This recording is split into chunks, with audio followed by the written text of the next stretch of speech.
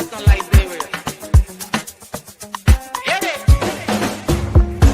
From Cape Mount to Cape Palmas, Mount Nimba to Atlantic Ocean, Obomi Hills to Pokonjre, to educate, elevate, and promote. Yeah,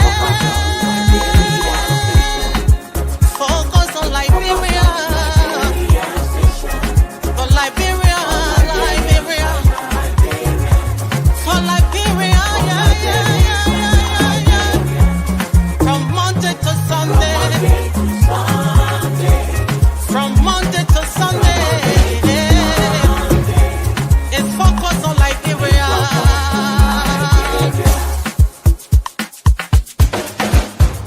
Talk about home affairs. Hey. In diaspora. Foreign affairs. Hey. Reliable information. History. Ooh. Talking about culture. Yeah. Politics. Education. Entertainment. Yeah. Business. Sports. Advertisement. Articulation. Focus on Liberia. Focus on Liberia. Focus on Liberia. From Monday to Sunday. Focus on. Hello, ladies and gentlemen, and welcome to Friday Night Debate on Focus on Liberia. My name is Dennis Jar, and we are broadcasting from Atlanta, Georgia. Before we continue, let's have the news in simple English. The President of the United States, Donald Trump, said the big American company and organization they get all over the world that can help people, they say that one it should stop because anything that happens, that America will benefit first. So when America not benefit, when America will eat for America's coming full before they get anybody. So he said that you say business, it must waste small. 90 days, nobody must give money to anybody. Then the other woman in our country, Liberia, who over the oil company. We get oil company, but no oil. The woman, they say she now in kata business. So the people say they want to check her first to see whether she take money or she not take money. Tonight, we're going to be discussing President Trump's top order on USAID operations all over the world, especially Liberia. And also, LACC investigates the CEO of NOCA, Rustonlyn Suacoco Dennis, for alleged corruption. Let me welcome to the debate Mr. Thomas Cannon, that's FOL resident economist based in Monrovia. Welcome, Tom. Thank you, Dennis. Good to be here. Let me also welcome Pastor St. Salif, the senior pastor of One Family Christian Center and also a sustainable development coach. Welcome, Pastor. Thank you, Mr. Jai. It's good to be on the show tonight. I'm looking forward to a healthy and great debate with the cream of debaters we have on the show tonight. Everybody in Facebook land, YouTube land, wherever you watch the FOL from, welcome to the show tonight. Thank you. Let me also welcome the new progressive commentator, Dr. Clarence R. Pearson. Dr. Pearson, welcome to the show. Thank you, Dennis. It's a pleasure to be on the show tonight. I just want to say hi to my fellow panelists and to all of our viewers and listeners across the globe, and especially in Liberia. It's a pleasure to be on tonight, and I look forward to a brilliant show tonight. Thank you. Let me welcome FOL political analyst, Mr. J. Victor Nambui, also a teacher. Welcome, teacher. Hey, guys. Listen, it is good to be here with you. It is so much doom and gloom coming out of Liberia, but I tell you, this is the Eagles Super Bowl weekend. So personally, in my household, we're pretty excited and waiting for that victory. Victory for Eagles and heartbreak for the Chiefs. Well, I like Malone, but I still support the Eagles. Let me welcome another political analyst, Mr. Mohammed Sharif. He is a product of Waplo Institute in River G. Welcome, sir. Dennis, is great to be here. and I like the news in simple English. I was very opportune to sit in the same class with Brother Anthony Boakai, who was the LBS news in simple English announcer at the time. Was it Anthony Boakai or Mohammed Jaliba? Anthony Boakai. Mohammed Jaliba was one of them, and Anthony Boakai was the other one. Anthony Boakai was the main person. Got you. Let me welcome all our viewers from across the globe. This is Friday, and it's Friday night debate. We'll start with our topic about USAID. You know, USAID, that's the one for the United States, the arm for development, especially in Africa, all over the world, as USAID. When President Trump took office, he had executive order, issued a lot of executive order. One of it said, we want to put on 90 days. We want to stop using operation for 90 days. Make sure what we are doing is aligning, whatever we do is aligned with our foreign policy.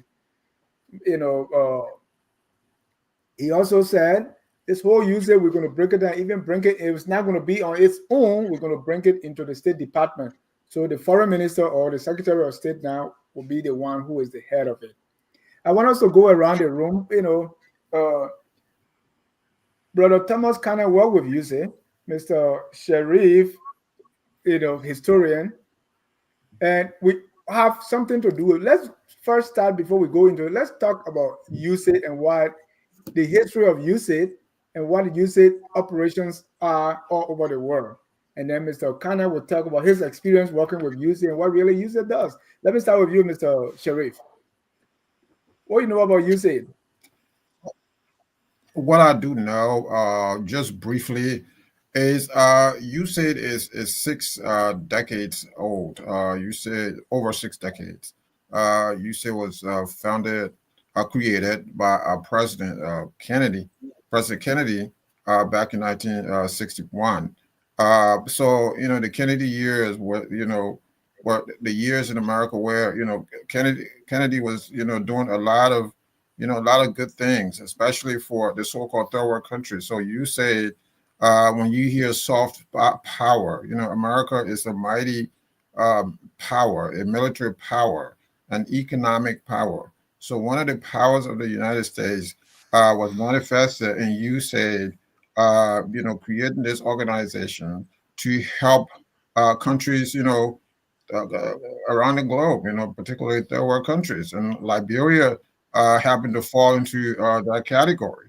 So when it came to Liberia, then, if any of you, we all probably heard about the PL 480 program. So Liberia was getting assistance, even with food, from the United States through USAID. And USAID stands for the United States Aid for International Development. USAID has had several different missions. The promotion of democracy, the elimination of poverty, education in some other areas, health, and the fight against malaria, malnutrition in some other areas. So it's a very big agency. It's a massive agency. Just to start off there. Thank you. Mr. Nabe, what does the United States get as a result of doing this? Because if Mohammed is quite right. I mean, soft power basically is just for the rest of the world to do their bidding. Basically, that's what they get in return. Support at the UN, veto or whatever it is. In several different ways. Earlier on, there were other rights, refueling right for their military planes and stuff like that. We know RIA and Omega Station.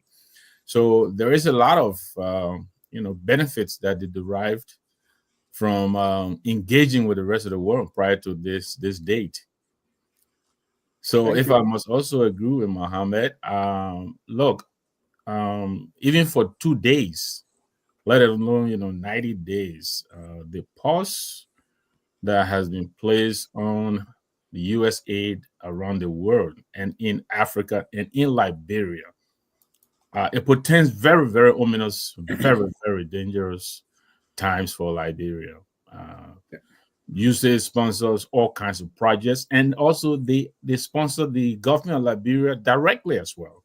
You're talking about World Food Program, you're talking about WHO, you're talking about UNESCO, you're talking about Ministry of Agriculture, you're talking about education, you're talking about child feeding program, AIDS, malaria. They're all over the place. So their withdrawal really is going to pose a lot of difficulties. I'm sure we'll go into details as we Yeah, go. definitely. Let me start with, let me ask Thomas here, who actually worked for USAID at some point in his life. Tom, what is it like working with USAID? What are some of the USAID operations in Liberia? Thank you very much, Dennis. Before I go ahead, let me just give this disclaimer. I'm here as the FOL resident economist. I'll try as much as possible to give the economic implication of the stop work order.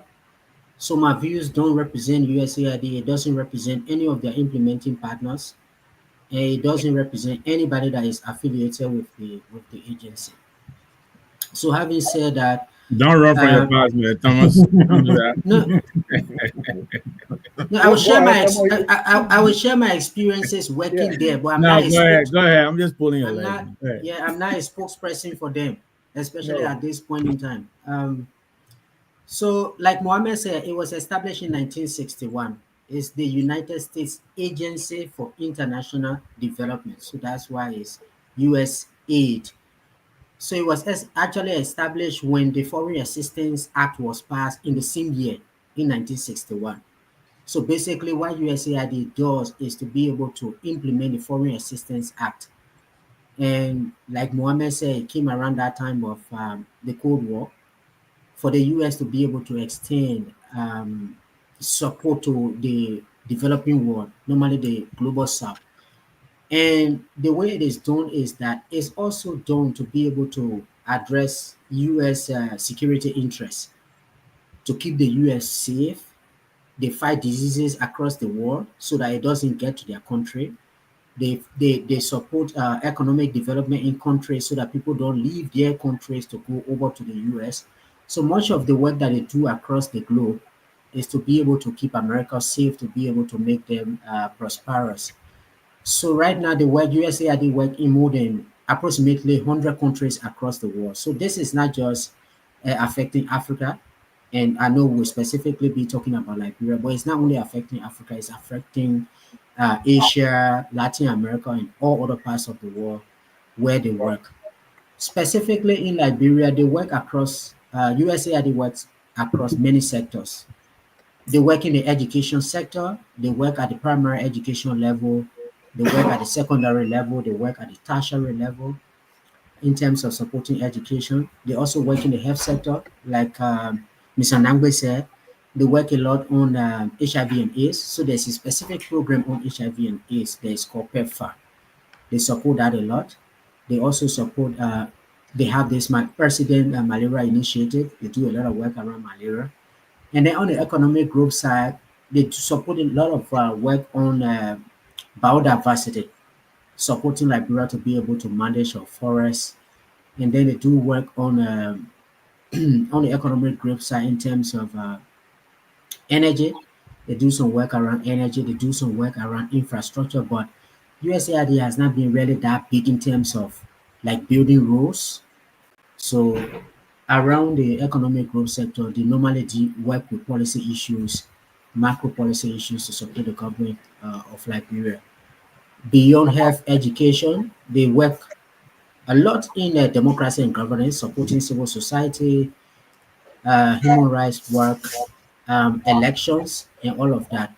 So these are basically the four technical offices that they work in, or the sectors they work in: economic growth, education, health, and then democracy, human rights, and governance. And their projects are spread across all of these sectors. So normally when you drive through Liberia, you see all these white vehicles, this USAID project, that USAID project. But USAID itself doesn't implement. The way it happens is that you have international implementing partners, they call them. They are the ones that they win the awards and then they implement the projects. So some projects are implemented through contracts and some are implemented through uh, they call it grants. So if you hear development alternatives, DAI, you will hear Chemonics, you will hear ACD Avoca. These are all US based companies that win these awards across the 100 countries and then they implement for USAID. And USAID call them implementing partners. They also work in some countries with local organizations.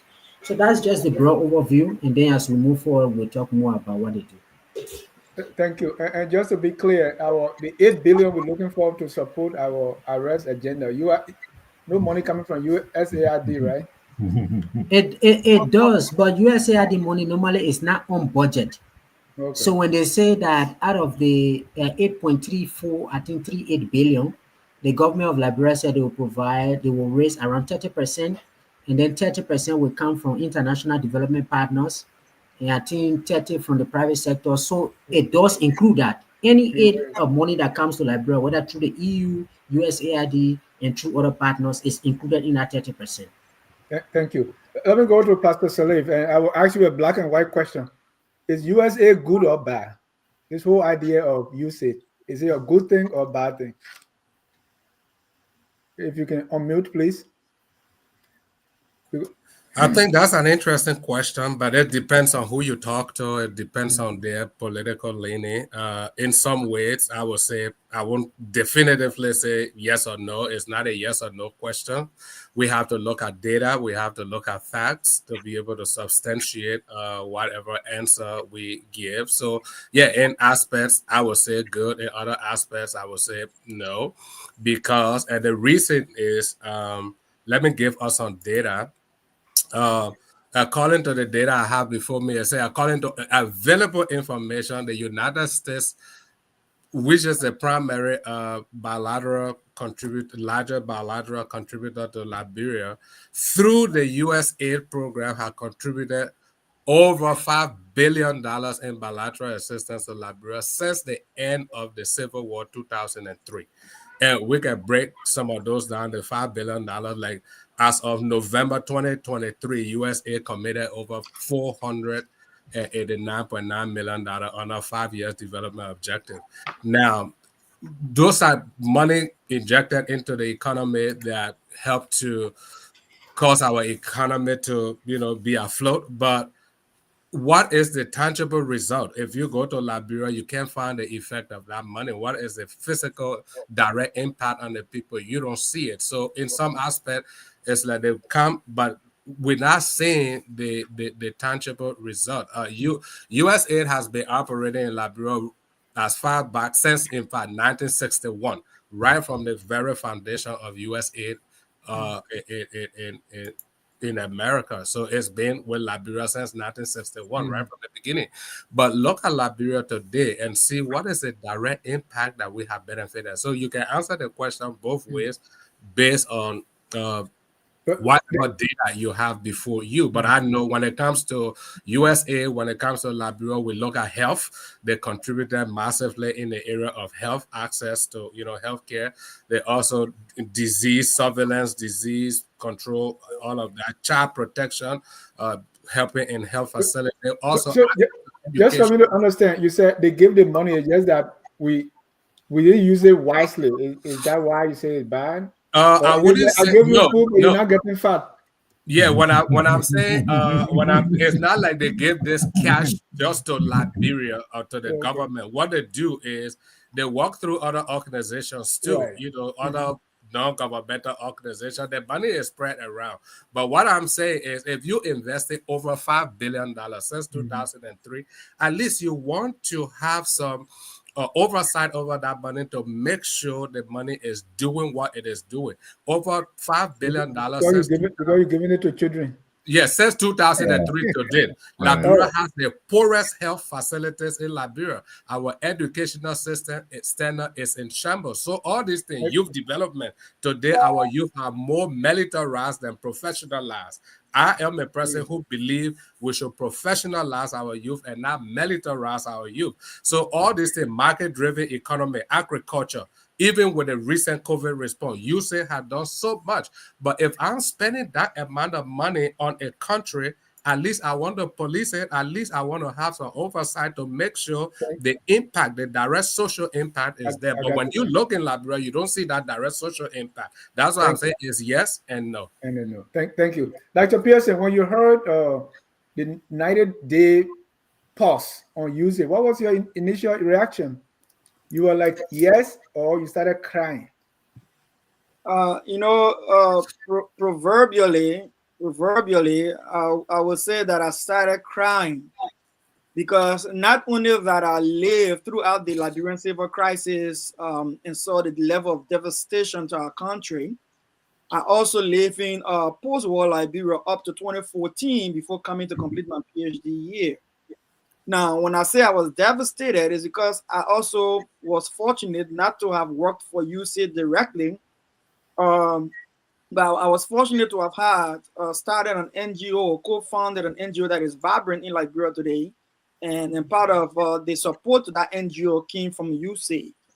All right, even though the majority of the funding came from the United Nations and the global funds and other major institutions.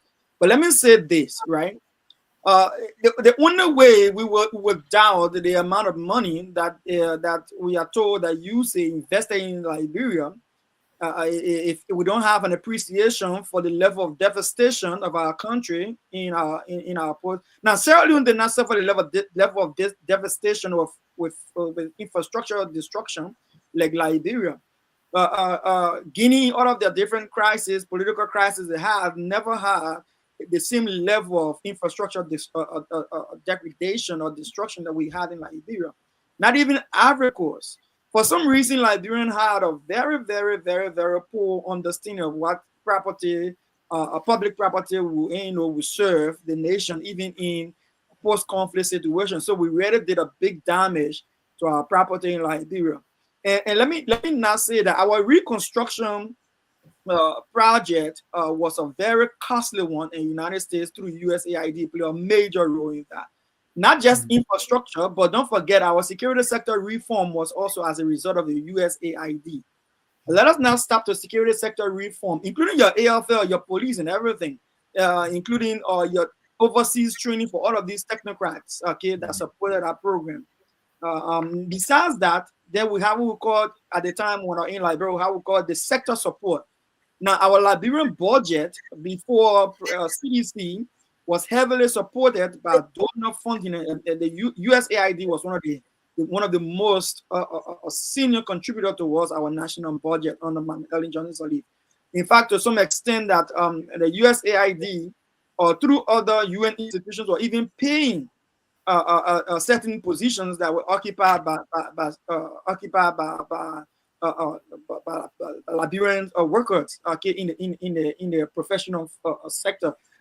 John Morrow is one of them. I think they say he was supported by EU, but majority of the work he was doing there as well was also supported through the American government for the rule of law and security sector reform as well, and good governance. And not to even end there, Dennis, don't forget that the United States government through USAID is a big part in our health emergency response. Like when we had Ebola, like when we talk about malaria, we talk about tuberculosis.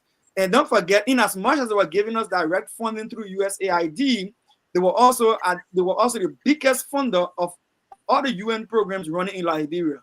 All right. As we speak right now, WHO, World Food Program, UNICEF, UN Women, UNAIDS, all of these major partners are contributing a major sum to our development agenda and our sustenance when it comes to our governments. That's why our budget, our national budget, is that low, because someone's subsidizing us in other areas that we have to function. So I mean, it's a big blow, and I will conclude by saying, listen, all major nations around the world depend on either credit or they depend on aid, and we are not an exception as a small nation. And let us do all we can to ensure that we maintain good relations with our partner and get rid of Trump in the next 4 years. Thank you. Let me welcome our friend from Winnipeg in Canada, Mr. Abdullah Bouakai Dukle. He's also an Islamic scholar because he went to the Harvard when it comes to Islamic study in Egypt. Mr. Dukle, we knew him as Abu Dukle, but since President Bouakai took power, his Bouakai name has been very prominent. Welcome, Bouakai. Thank you, Dennis. It's a pleasure to be here. And Mr. Dukle, I want to start this question, and I want to go around the room to discuss this. The way President Trump has established USAID operations in Liberia all over the world, is it good or is it bad? Because that's the very simplistic discussion that we've been having across, Liberia. Is it a good thing or bad thing that this step has come? This is a very loaded question, Dennis. But I would tell you, it's a very, very bad thing, and it's a bad time. And I will start by, letting people know that these international development agencies, they are found in almost every developed nation, and they usually use it as a soft power to advance their interest. And so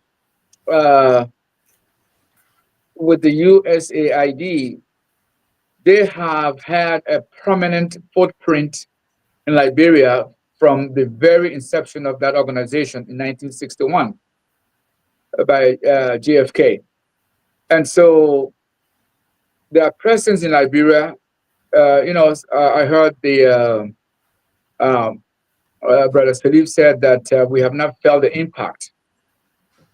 I beg to differ here on that.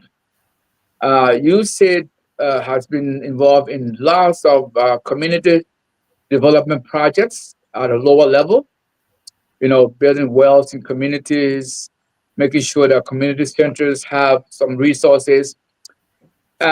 This might be smaller things, but they have had profound outcome in those communities. And in some places, even road, to just create maybe a 1 kilometer road to get from where they are to their from their dwelling to the main road. USAID had been involved in many of such developments. And so usually these development agencies are supposed to enhance the existing diplomatic and political relations that the donor country has with the country in which they serve. And what we've seen since Donald Trump took over, I think the problem is the way they are going about doing it, and because we're talking about conservatives and Democrats here, this is something internal to the United States. But I can tell you the manner in which they are carrying out these calls is going to affect the United States influence, because there are other competitors who are just standing by, waiting to see the United States falter. And when the United States falters, there's not going to be any shortage of people who will want to come to yield their influence on us. And since the presence of USAID in Liberia has been almost, it's been far-reaching in every sector of our political existence in Liberia. So in that sense, it's a bad thing, because then some of those assistance they're not going to be forthcoming anymore, or even if they do come, they're going to be coming far less than what is expected.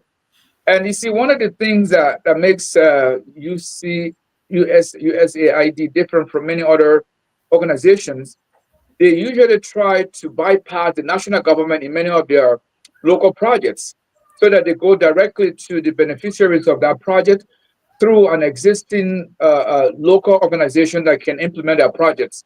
That's one of the distinguishing elements of USAID that I really appreciate.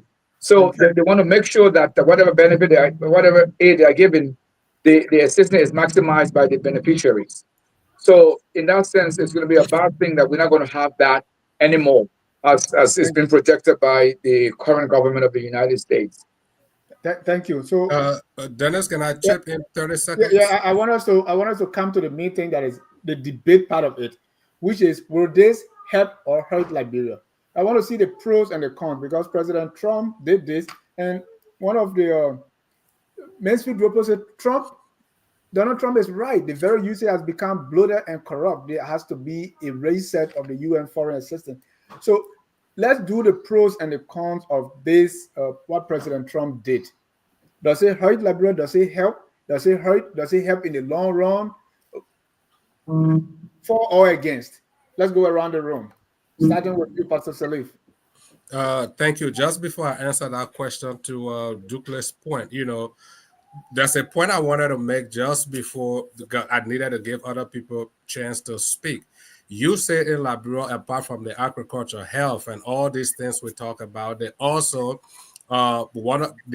some of the things they've been working on have been on how domestic governments run in this country by providing support. Among other things, they talk about transparency, accountability, management of public resources, civil service reform, free and fair elections, the rule of law, domestic resource mobilization, decentralization. And these are some of the things that you say have been trying to help the Liberian government to do. Now, from 2003 to, let's say, 2004, that's 21 years, over 5 billion. When you go to Liberia, you don't see that direct social economic. I want it black and white. To that question, then right. Yes. Let me help you here. Gabriel Bowman, the cotton aid to Liberia or Africa is a blessing in disguise.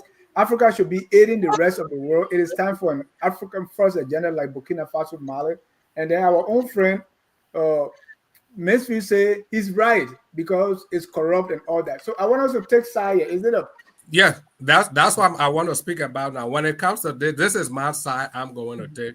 I think it would be a good thing for Liberia. I will use the Bible since I'm a pastor. Romans 8:28 says, and we know all things work together for the good of them that love the Lord and are according to his purpose.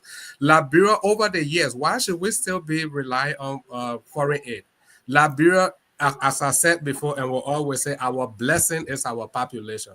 We got the resources, mineral, natural resources. We got vast forests. We got 350 miles coastline. We got this Atlantic Ocean. We got so many things that can bolster our economy. We have just been lazy, and that's why we've not been able to develop any infrastructure. So how does cotton aid help?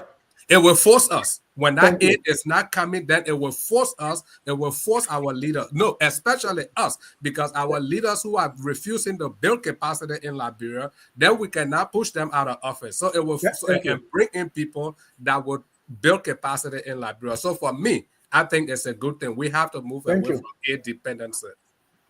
Mr. Nawe, let me hear your side. I think for the near term, it will be devastating. A lot of hurt, deaths, even will happen because of the abruptness of this. It's almost equivalent to the way the U.S. withdrew from Afghanistan under Biden. In the long term, yes, it will be a good thing.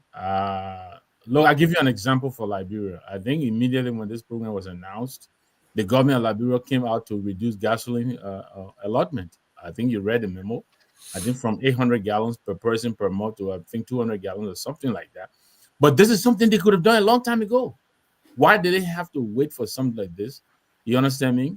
To kickstart them into motion. So yes, in the long term, it will be good because hopefully our people will begin to spend more judiciously and make wise decisions as they divvy out the national pie.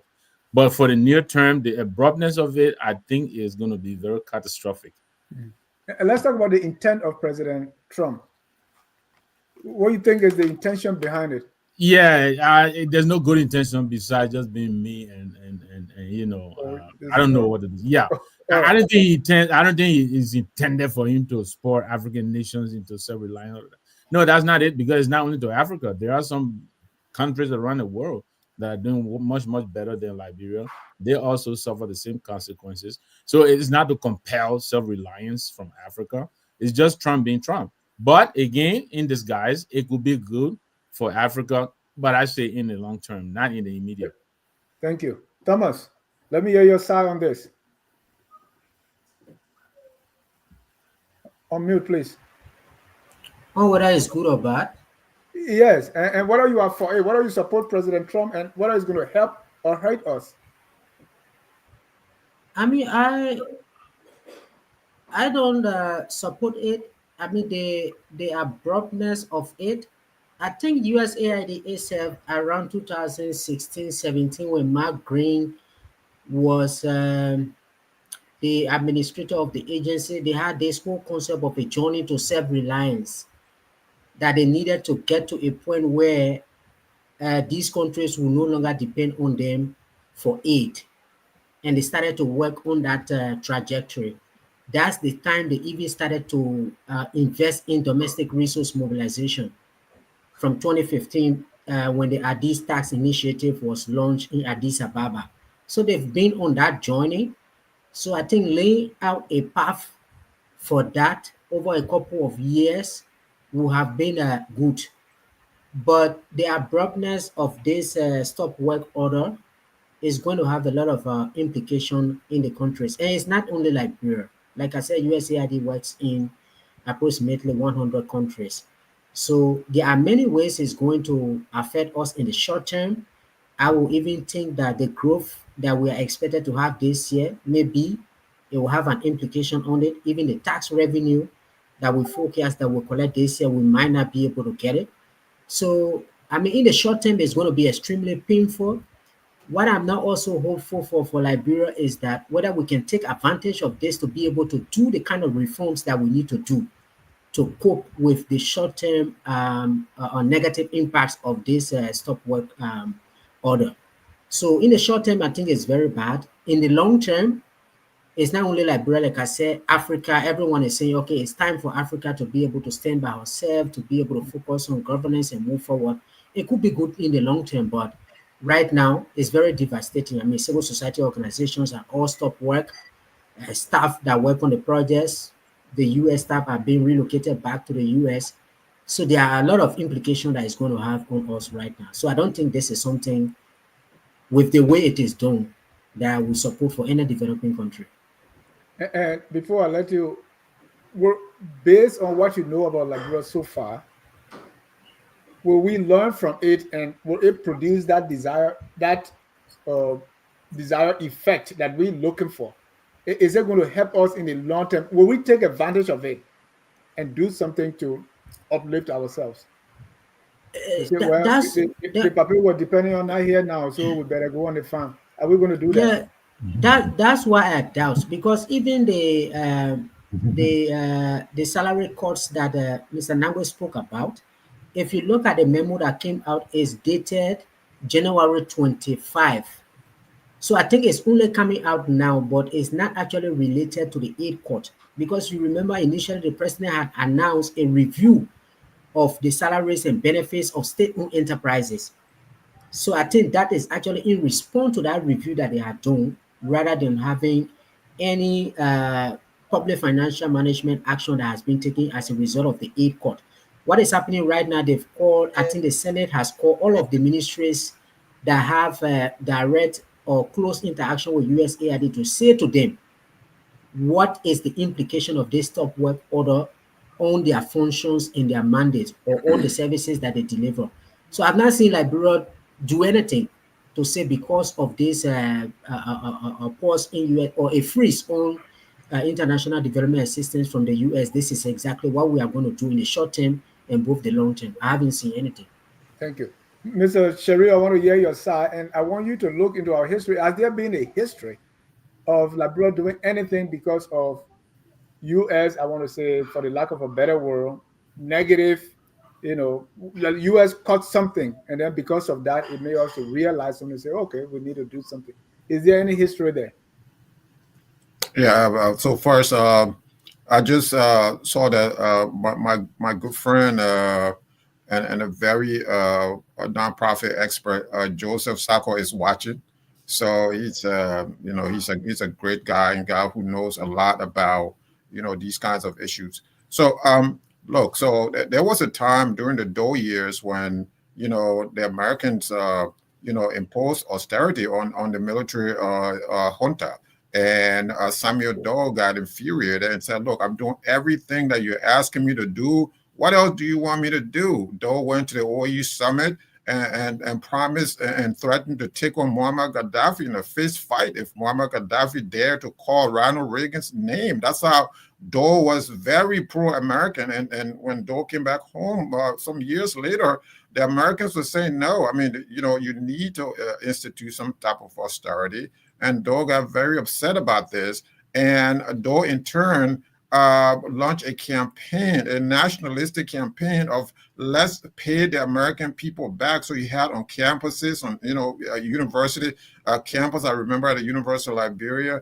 You also had on high school campuses all around Monrovia and different parts of the country where people were. We will pay. We will pay. We will pay the Americans back. But look, that was just a drop in the ocean. That was for show. That was just a show. So no, I mean, look. So many of the speakers have spoken to this. I mean, there has been no sort of concrete result from loans or grants and stuff like that. We are borrowing money, we are receiving money and overpaying ourselves. What is wrong with us? Something is wrong with this mentality. So President Trump's measure right now is going to force the Liberian government, I'm speaking of the Liberian government specifically now, is going to force this government, is going to force a new culture, a new mentality. Hopefully, I will hope that we're not riding big flashy cars that cost $100,000. What is wrong with us, building mansions? What is wrong with us stealing from our national resources, stealing the taxpayers' money to reward ourselves, to enrich ourselves? That is what's going on.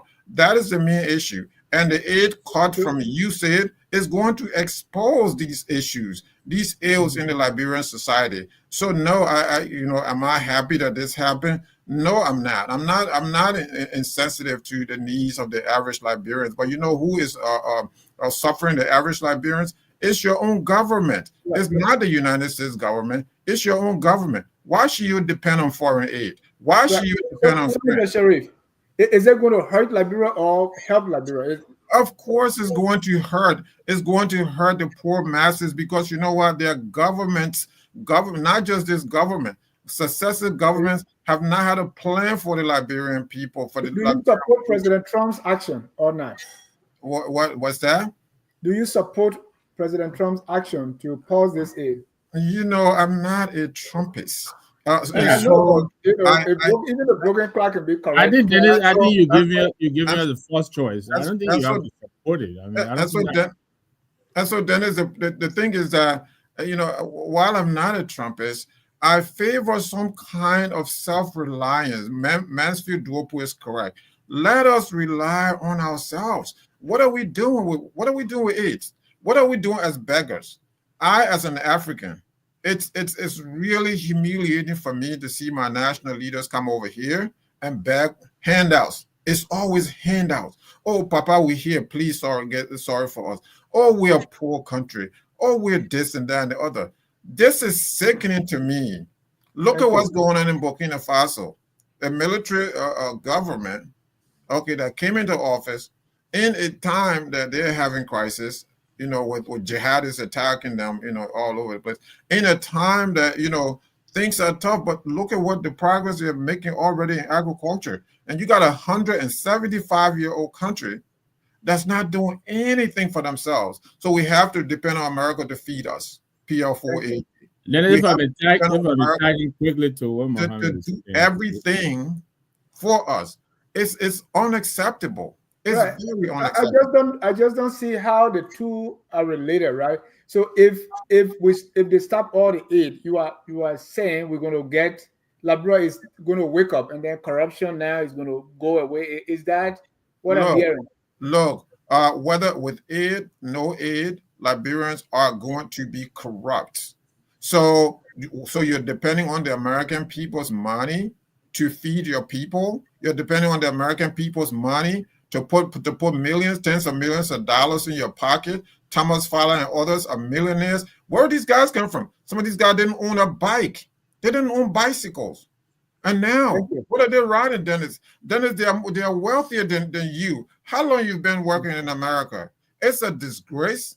So when you cut this aid, I will hope that it will be a nationalistic moment where the national leaders now are going to put their ass together and say it's time for us, not just the executive, but the legislature as well. The three branches of government need to come. This is a nationalistic moment. Are they going to seize this moment? I doubt it. I doubt it. Because you know what? No, they're not farsighted. They don't look far enough. Now they're begging, oh, Mr. President, please treat Liberia as a special case. Please, we're your friends. We're small America. Get out of here with all of this. Thank you. Mr. Nambochami, I want to go to Dr. Pearson quickly. No, I think you can move on. I wanted to add that Doe got in his feelings, but he didn't have to face the stark reality of the removal of aid. He just got his feelings hurt. But it is different for this government. They are actually removing the fat and fluff from the government. So something tells me that it will be a wake-up call. But, you can go ahead and make it go around. Dr. Pearson, let me hear your side. Thank you, Dennis. There are two ways to look at this, but I will begin my opening statement by saying that this is bad for Liberia, and this is going to hurt Liberia. Is going to hurt our economy. In the next few weeks or months, we're going to see inflation in our country because of the impact of the shortage of the US dollars on the market as a result of a loss in hard currency from the USAID and other UN organizations that's impacted by the decision as well.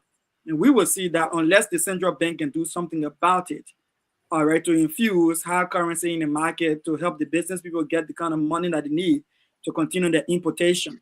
But having said that, look, Donald Trump's decision is political. It's strictly based on United States politics, and he's trying to appease his base. It's immature. He's not a political species. He's a businessman who was trying to make a name for himself. USAID was here when Donald Trump was president for the first 4 years. He did nothing about USAID. He funded the very USAID. Coming back, he has his beef with former President Biden, and now he wants to show a point because Biden took him to court, and he was found as a felon and convicted as a felon. Now he wants to get back at Biden and the Democrat Party. That's nonsense. That's complete nonsense. But let me go to the matter in how this is hurting Liberia. And let me. I hear Liberians are making a lot of big mouths saying, oh, Liberia does not need aid from America. It will help us to make us strong. Listen, all over the world, even the U.S. government needs money. U.S. or China. U.S. the highest debtor to China to speak to support the economy as well. Now, let me give you some facts, then. It's just for our viewers. Look, Ivory Coast came out of unrest. In 2011, Ivory Coast benefited 580 million from France, their colonial master. Ivory Coast is still as developed as it is and doing well. Ivory Coast is not as bad as Liberia is. Ivory Coast, right, though. Ivory Coast just received in 2024, 15 million euro has been donated to earmark to be invested in Ivory Coast in the Mediterranean. And Ivory Coast is still governing well. That's no excuse.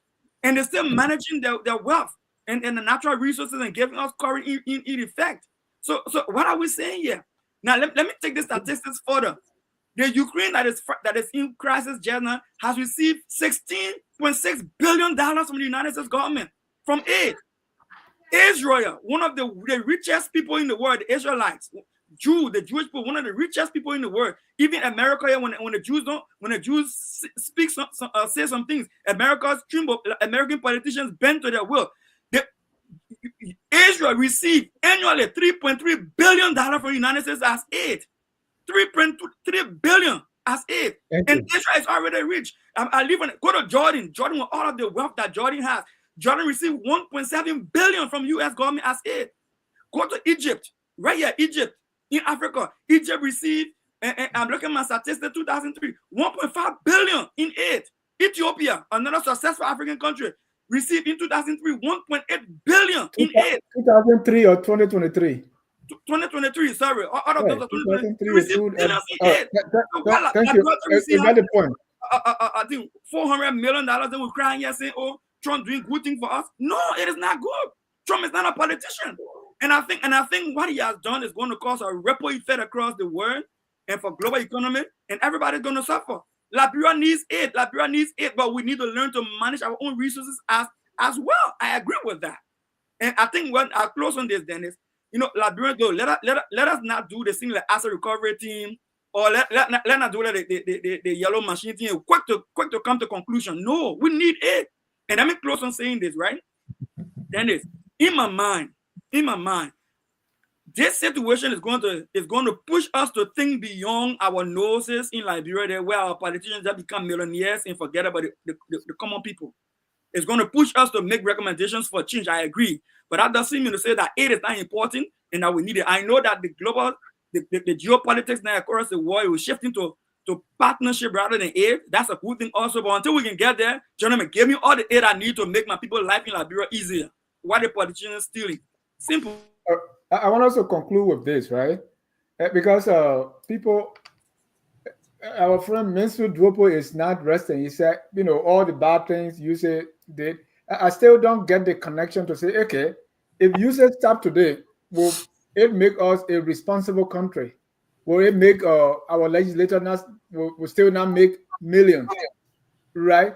But that's one question I have here that I want us to conclude. Dennis, why are we so much focused on USAID and what United States getting us? Dennis, go ahead. Dennis, if USAID doesn't stop, right? So let's say the aids continue to roll and they even double up, okay? Then what? We'll be sitting here talking about the same corruption, the same people getting wealthy, the standard of living of the average poor does not change. What changes is that the wealth is circulated in the public sector. Look, I'm a public sector employee in the United States, but I'm not a wealthy guy. If I were in Liberia, so in case when the aid stops, let's look at the flip side. When it stops, does it improve anything, or it just make people do? Because if you have one better rest in the country, that is still the rich guy. Dennis, you're very biased with that question. Please, Dennis, you're very biased with this question. No, but Dennis, I think that's a valid question for us as economists. Every time we want to look at the impact of something, we look at the counterfactual. Okay, we say 5.3 billion came since 2016. What has it done? Let's ask the question: what if it had not come? Where would we have been? Like Dr. Pearson was saying, who have reformed the army? Who have built it? One second, Mr. Since 1911, Liberia has been borrowing before then. They have borrowed money. They have borrowed money. We're a big borrower. What has it done? So that's why and you borrow money. You borrow money to put in your own pocket. You borrow money to store the money away from your own country and put it right back in banks, international banks in the United States and Switzerland and other countries. How many of our previous leaders that have died, that people are talking about bank accounts that they have stored away from Liberia? Can I please finish? Mr. Sherry, what you are saying, I agree with you. So I'm only asking the other side. Go ahead, Thomas. Dennis, like I was saying, every time you want to evaluate the impact of an intervention, you look at the counterfactual. What if we had not gotten all of that money to come here? Like someone was saying from the beginning, okay, when you come to Liberia, what do you see? For instance, the road that is built from Red Light to Ganta, it was built through the Liberia Reconstruction Trust Fund. And how much did the U.S. contribute to that between 2007 and 2017? Around 200 million. That's why we have that stretch of road today. Other partners contributed. So to just say, okay, when you come to Liberia, you can't see anything is not true. A lot of investment has gone into even building the public sector institutions that we have today. Much of these institutions that you see post-war, whether they are effective, they are not effective, it has been the contribution of these partners that are helping us to do the necessary reforms to get to the stage where we are. It itself has... One second. Yeah. I want you to include Musu's question in there. Musu said it will force us to think and help ourselves. That's right, Musu. We are not disputing that. What I was saying from the beginning was that the abrupt nature of it is the one that is hurting. And I think one of the things that I was thinking, Dr. Pearson mentioned, part of the channel. Let's actually look at what are the channels through which this is going to affect us in the short term. Then we know the real impact of it. In the long term, in the absence of aid, one of the things people are suggesting on the continent now is that we are going to pay more attention to domestic resource mobilization. And many of the leakages that we have in our tax system, where these international corporations and companies come and make business and they don't pay taxes, maybe we pay attention to it. So there might be something good coming out of it in the long term. But like I was saying to you, do we have the capacity? Do we have the tenacity to be able to sit down and work to be able to improve those systems in a country where everybody talks about something for 1 week and they move out? So I mean, the long term, we could benefit from it, but yet it requires hard work. It requires sitting and working. Thank you. And I hate to be pessimistic, right? But I don't see how, if you have a corrupt person, if we elect square pegs in round holes, even if you stop everything, what are they going to do? I think what Mr. Connor is missing is, we're looking at percentage. Okay. I can't boast as a student in school. Again, I will go back. I graduated from St. Patrick's High School. The passing grade in St. Patrick's High School to go to the next level, the next class, your final average got to be minimum, I think, 74 or 75. That is your passing grade. You can have 73.999. You're not getting to the next class. Other schools in Monrovia, if you get 70, they say walking stick, you make it through. St. Patrick had a higher standard. Okay, so just because somebody has 70 or somebody has 59, you can't boast about that. The percentage of impact that has been done. You're talking about that stretch of road and how much. Since 1822, we can't use that one stretch of road as the yardstick to measure that something good is happening. We're looking at social economic impact, not just infrastructural development. During Ellen time, I went to Cameroon 2010, and the World Bank decided to give the HIPC, heavily indebted poor countries of Africa, money for some road improvement. I went to Cameroon. I toured Cameroon. I saw what Cameroon did with the HIPC money. I came to Liberia. And I cried because we did nothing with our HIPC money. The World Bank came to help us to build the fire. Let me ask you this, Pastor Salif. Yeah. So you received, hold on. So you received 5 million, you did nothing. Or you did 2%. Or you received 5 billion, you only build a road from Dodrican to... Yes, and you want to call that success. Right. No, so now if you don't get it at all, what can you do? Then it forces you, when you don't get it at all, it forces you to be more advanced in your thinking. How do you know that? How do you know if the leader because is corrupt? when the aid stop coming, that is what I am proposing. When the aid stop it's not coming, a proposal. What do you think will happen if the leader is corrupt? Whether you get aid or not. What I'm saying, Dennis, what I'm saying, let me land. When the aid stops coming, and the socio-economic impact, the effect is on the Liberian people, it will force us to know that our leader, because up to now, Liberian will make people refuse to realize that the leadership will make Tamafala or Magil to change because it's not Tamafala that will change, Dennis. It is the electorate that will change and say, no, we can't put these corrupt people back in office. They are responsible for this problem. That's why we're talking. I'm not looking at the politician. I'm looking at the electorate because we refuse to realize that the problem is not the foreign aid. The problem is the leaders, the people at the helm of affairs. So when the foreign aid is removed, it will expose, maybe the electorate's eyes will open when they start to feel the impact. So then they will try to push these corrupt people out of office. So in the end, in the beginning, it will hurt. But in the end, it might make us to wake up to push these fools out of office.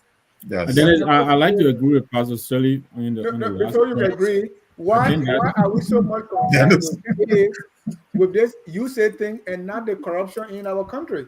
Why can we force these people to do something? Let me say something about that. There's the long-term benefit that some of us were talking about. That's where we were going with this. That our people are wising up now. We now know not to re-elect the CDC government if it doesn't perform. We now know not to return a legislature. I think we know the return rate.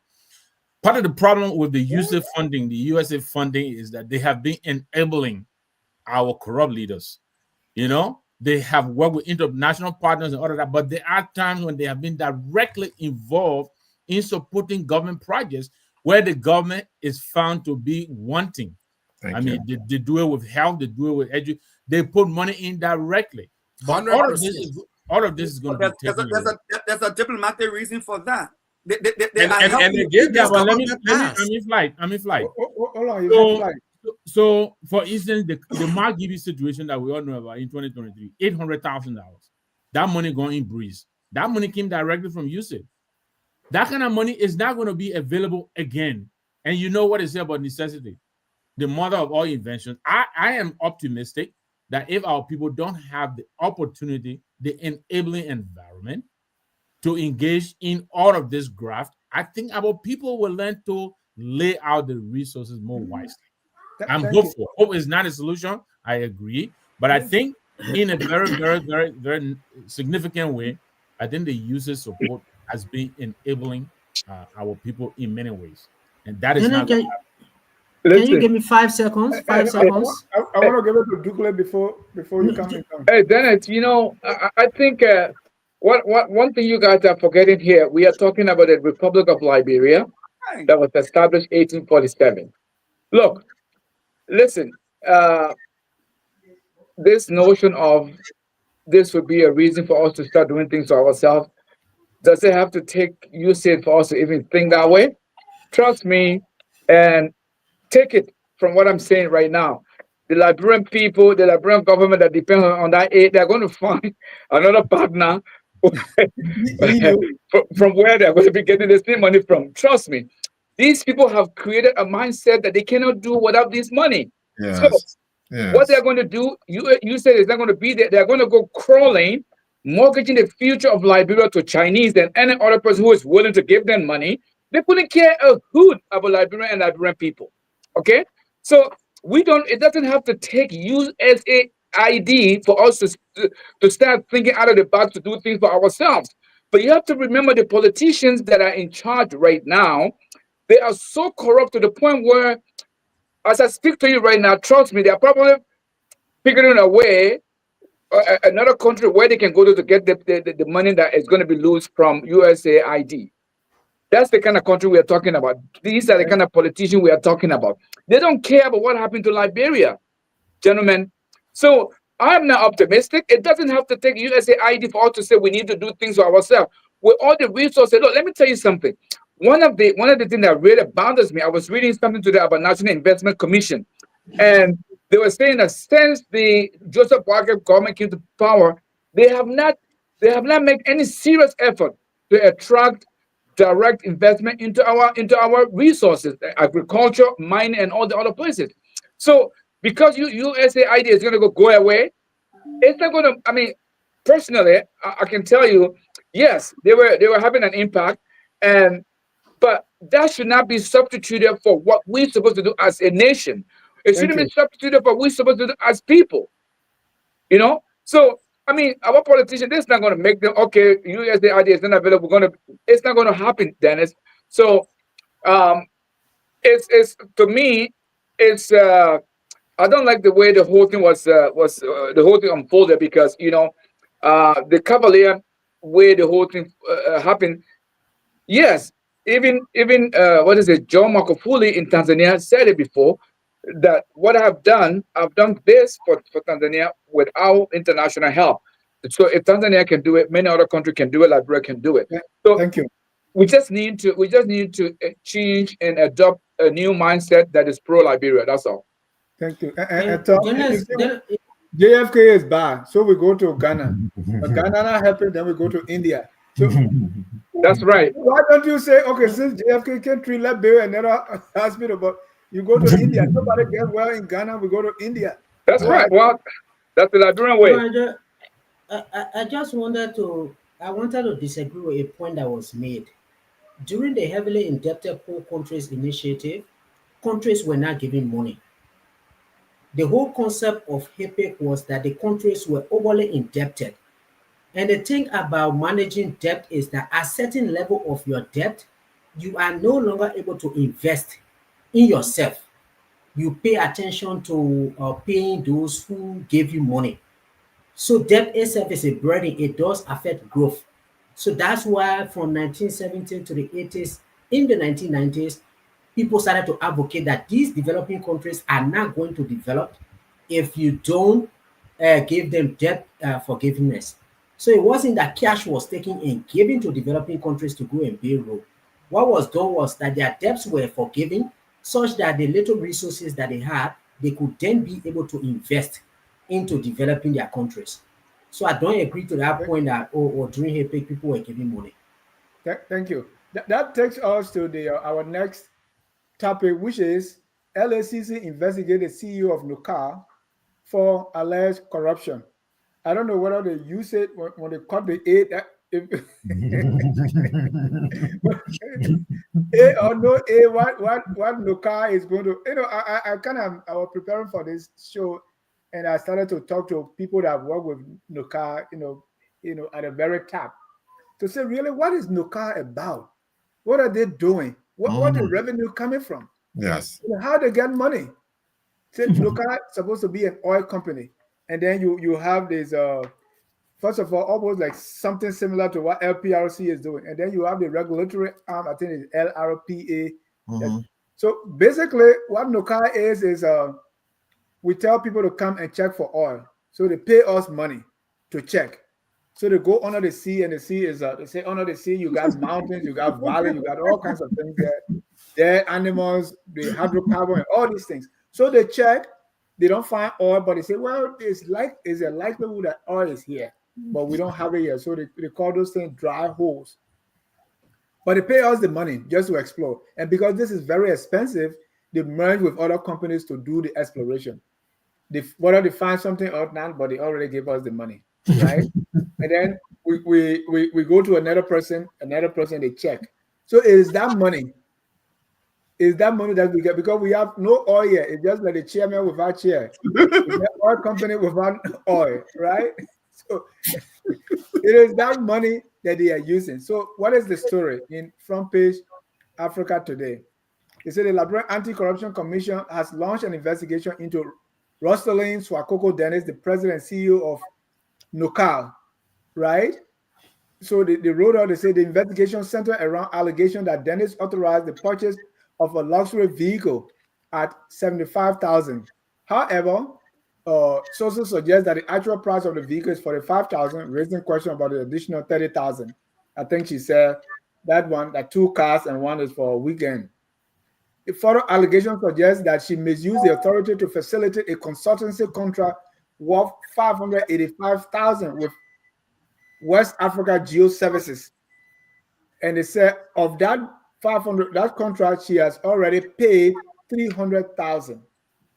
And then there is another allegation of using money in her constituency, in her area, $75,000. And say, well, and that is to probably she's looking at coming back to the house. These are all the allegations against her, and the LAC is going to look into that. Mr. Sherry, let me start with you. You say, guys. I haven't stopped laughing. So Dennis got this whole thing wrapped up. So look, Dennis, NOCAL, I've been asking the same question. Why do we have this? Maybe Thomas will help me understand. But why do we have this? It's a joke. This is supposed to be an attachment to LPRC or the Ministry of Lands and Mines, right, and Energy. Somewhere around there, get a little bureau, sit there, appoint a director, whatever. But you got this office. It's a luxury that the government cannot afford. But you have this big, massive bureaucracy. And so Mr. Cherry, let me add, what I also learned is they have these they call them these physical. First of all, you have the LPRA, that's the regulator, right? But then you have these, they issue guidelines. But they say the guidelines that they issue that's supposed to actually attract people, they have even stiffer than those ones that are issued by Nigeria, Angola. So right now, nobody's coming. But who's the minister in the oil blocks? You don't have oil. You don't have. We have oil blocks. Remember the oil block 13 and the controversy about because that's just exploration. They divide things into blocks. Right. Okay. Can I come in? To check. Okay. Go ahead, Mohammed. So this whole corruption saga, the way I look at this is this is going to go down the drain. It's going to go down as every other investigation has. Now, one thing I can say is that I think President Bouaka has how do you say that? I can't think of the word, but I think he's more inclined. That's what I'm trying to say. He's more inclined to make a move, like fire somebody and replace somebody, right? So we saw the case with the Minister of Commerce. I hope that he will go in that direction again with this, because this is outrageous. This is outrageous. This woman is not making any money for the Liberian government. And now we're talking about vehicles. Then is the first thing that any Liberian would think about. They get into a new position. It's what? A big flashy car or big flashy cars, big houses. This is the reason why we go out and beg for money, beg the Europeans, beg the Americans, beg the Japanese, beg the Chinese, beg the Indians, everybody, the Lebanese, wherever we can borrow. So this is so unacceptable that I think the president needs to step in to do something. You don't even need to wait for this investigation to be conclusive, because all of this charade is going nowhere. Probably she didn't do it. Thomas, what's the latest in Monrovia, if you hear anything besides what is in the paper concerning the investigation?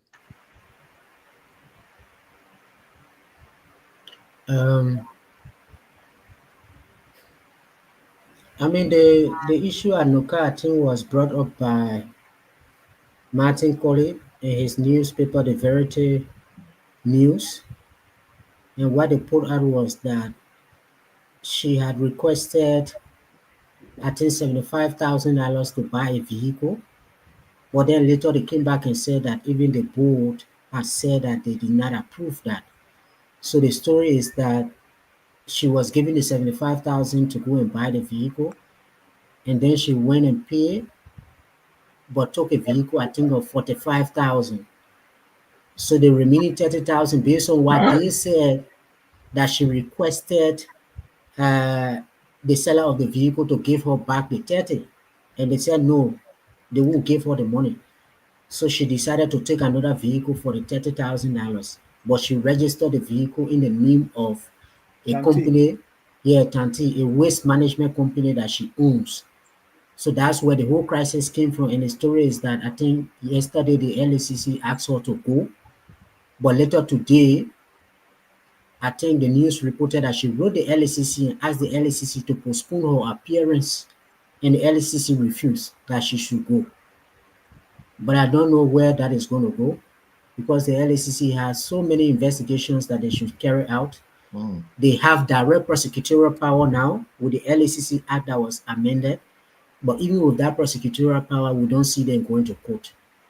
For me, I think we really need to launch a study to see how much we've spent on the LACC since 2008 and how much they've actually recovered. Because we keep funding them and they don't seem to be recovering anything. When the bravery of the lawmakers came, the LACC jumped and said the money came from Ministry of Transport and Water and Sewer Corporation. The people say our books are open, come and audit us. We don't know where they have gone with that. So maybe like Mohammed was saying, the president should just take action. If the LACC doesn't find anything, maybe he can reverse his decision. But building on to where we are now, I think there should be no tolerance for these kind of levels of corruption. And just as I conclude, NOCA is the institution of Liberia responsible to manage our hydrocarbon resources that we have. So like you said, much of the money they make now is from selling data, because we have the information as to whether oil is here or is there.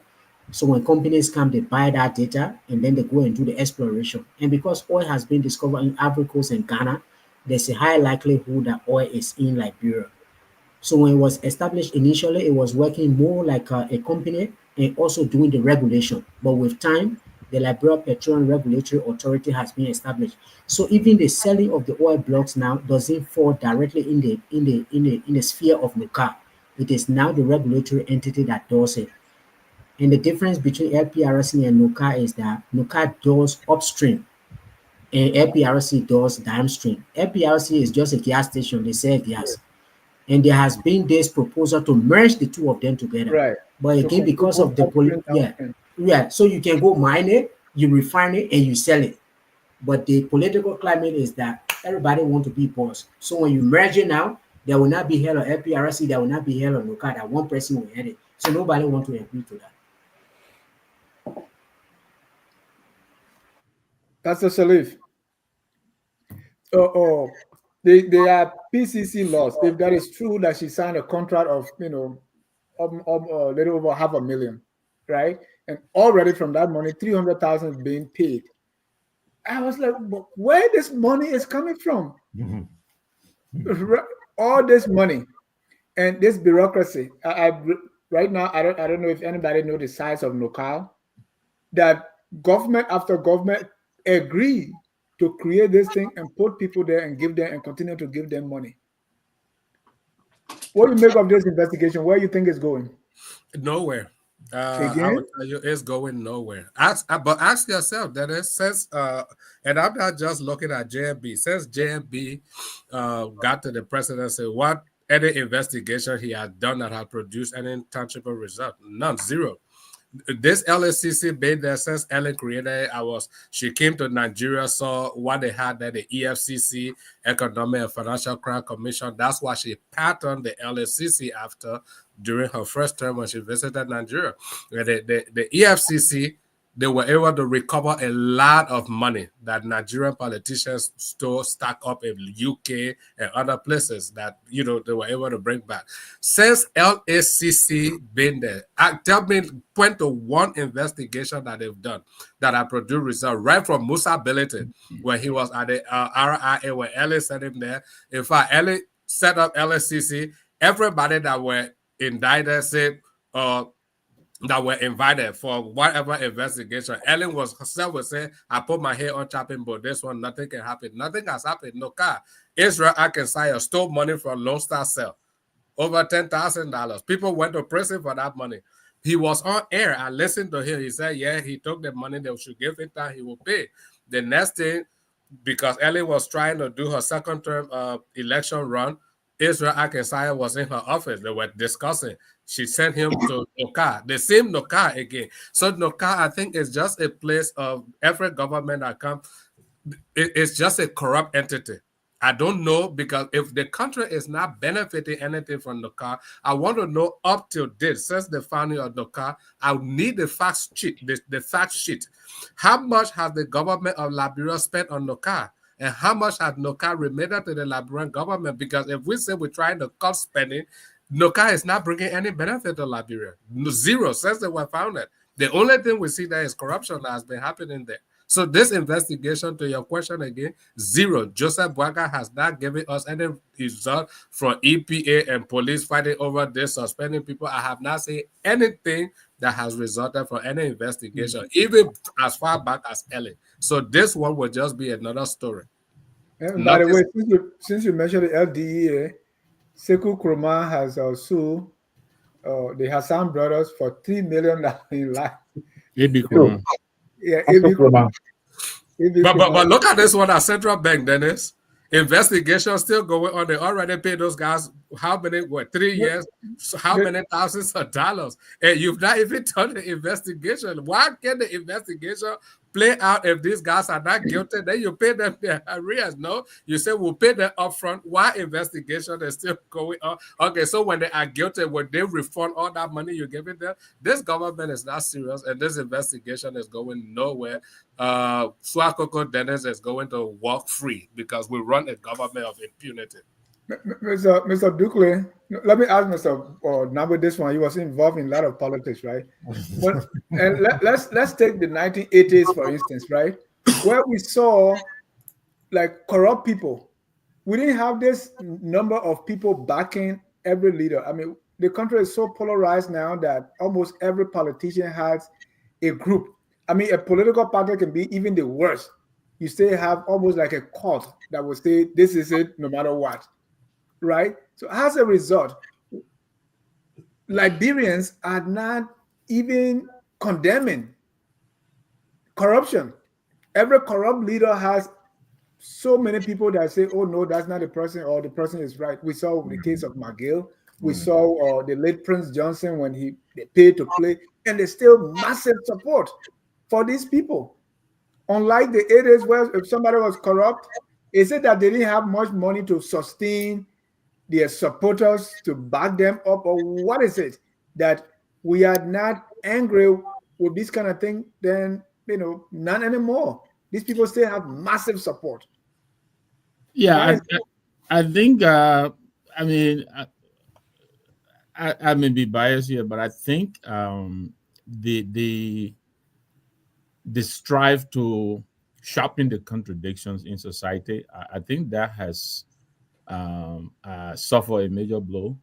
The other day I was saying how our university campuses, even down to the high school level, when we were in high school, we knew what the issues were, and so when you came up to the also Universal Liberia student, or Coxsackie Cardinal University student, or even to the Linsu level, you already knew the issues.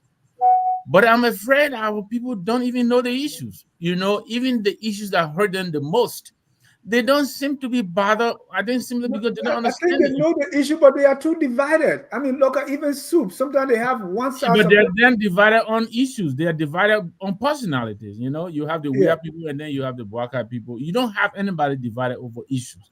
And I think this is one of the reasons where I think the opposition is failing, even including the Alice community that I supported in these going elections. I think the politicians have abdicated, and they've left the space to this unity party government to interpret whatever is happening in the space. Nobody, besides maybe Yeke Koluba, who makes the most noise, nobody is sharpening the contradictions on the failures of government. I think this is where I think the problem is. The student organizations, we did that. I mean, look, this lady we're talking about, Rustonlyn, she was one of the progressive voices. I remember when she was vehemently opposed to giving aid to Prince Johnson University in Nimba. I remember that very well. Yeah. And and then you have the Dillons, the light, they come into government, the COP. Costa recently went to hold Bwaka's feet. Do you understand me? Everybody wants a pie in the loot. Nobody seems to really care about the issues. Everybody's complaining about LACC. And yet they get up and give the interim leader an award. I'm sure we'll come into that issue to talk about it. But what are the issues? Why don't you have electricity? Is it because somebody is not managing the place properly? So I think we need to really do a much better job of probably helping our people. We can just add that, right? Because the group that gave the award, LACC, one of the comedians said LACC look like family member now because we say, oh, LACC now can, oh, LACC when, LACC here now, right? Current gone, current camp.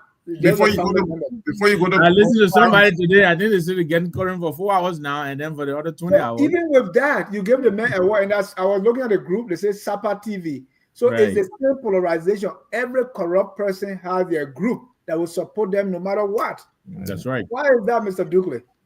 Before you go to Dukley, right? In the streets.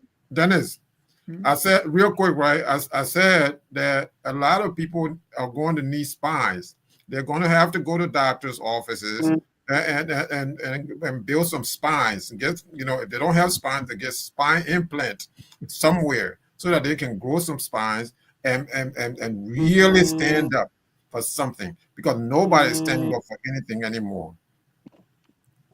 Why is that? And to say that our people have to understand, then this opposition is not, if I'm opposed to your methodology, your ideas, I don't hate you. You're not my enemy. I just disagree on the way you're doing it. And many people in our country interpret opposition. If you are opposed to my ideas, then you're my enemy. And this is where people are divided. So you're either my friend or you're not my friend. But that's not it. Right. There is a gray area. I can be your friend and disagree with your methodology, and we can have lunch together. And I think our people are not doing a good job of letting our people to understand this. So all the people now, you're a weird person or you're a Bwaka person. There's no middle ground. Yeah. Mr. Sheriff, your friend Moke Walks say the war has destroyed the conscience and morality of the nation. Our collective intellectual quotient has declined.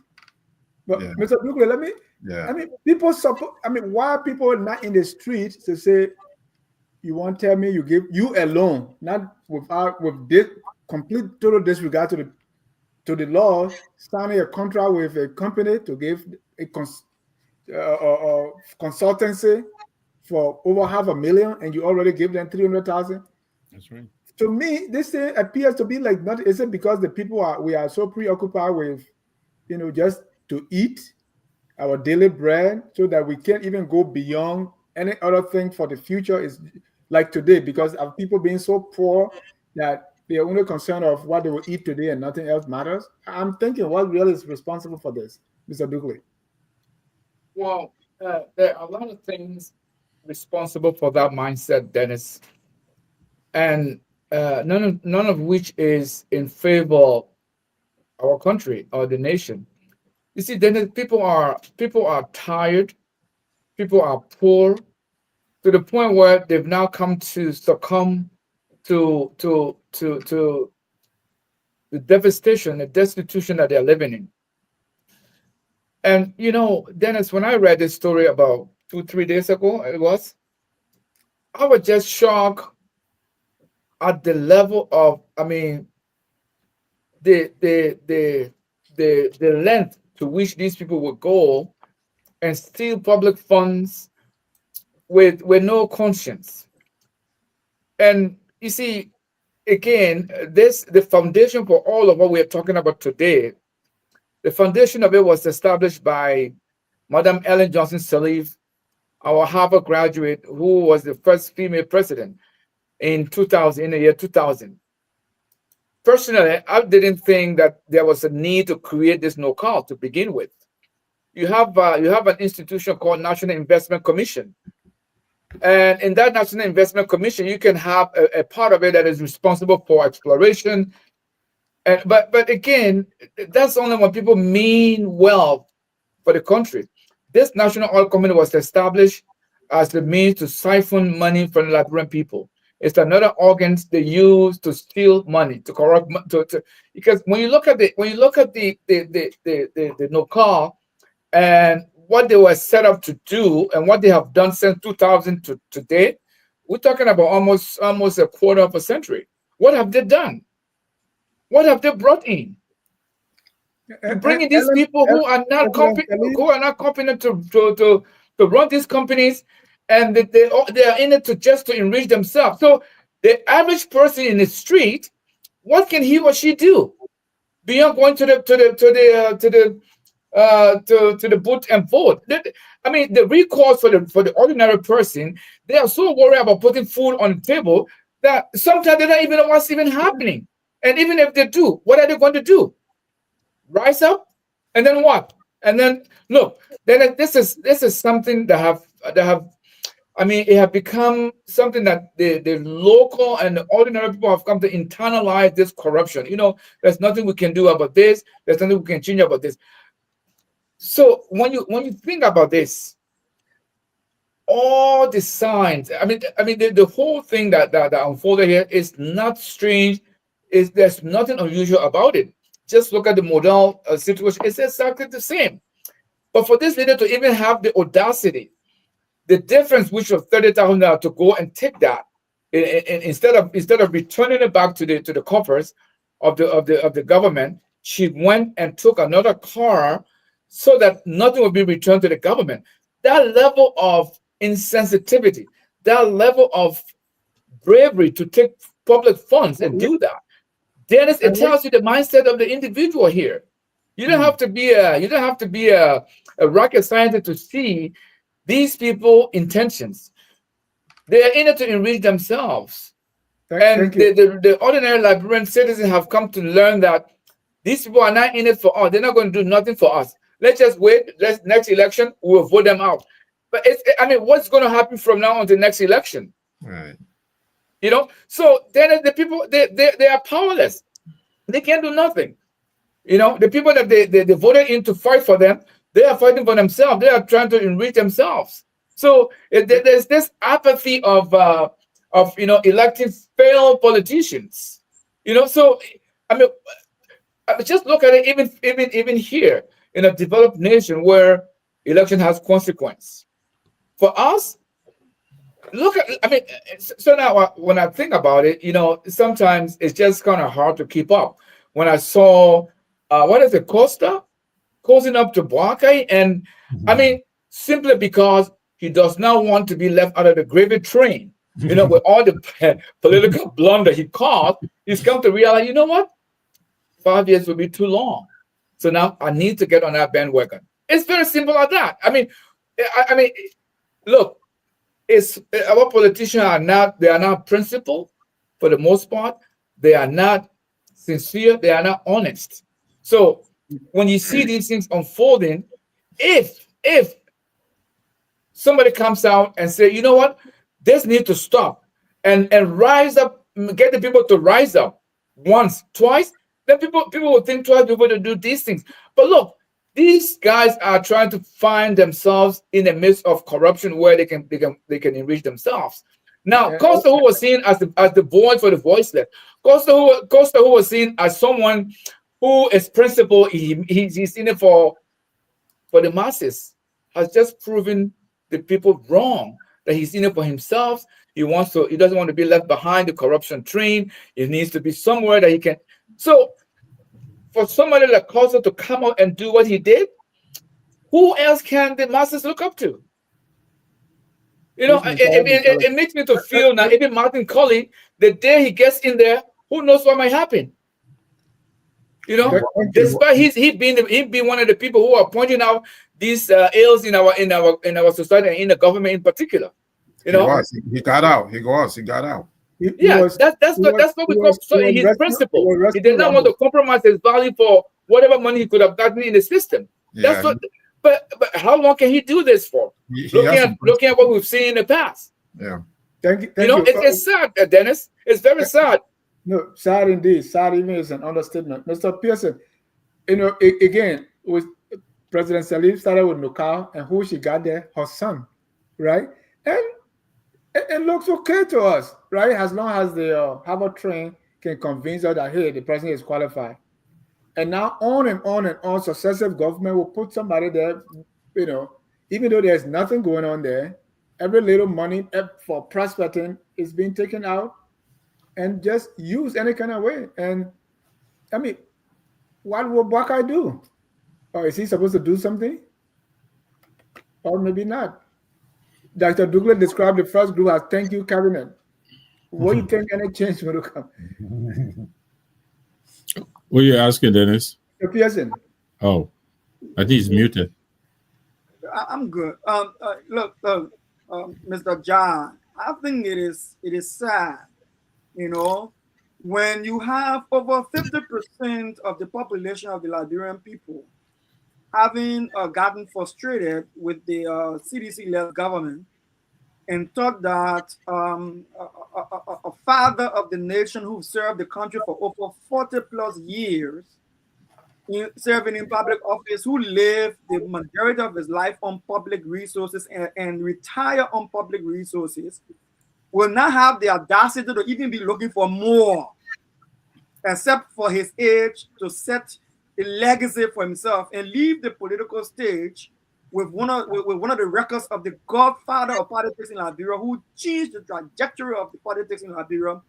To see that he's performing so dismally is sad.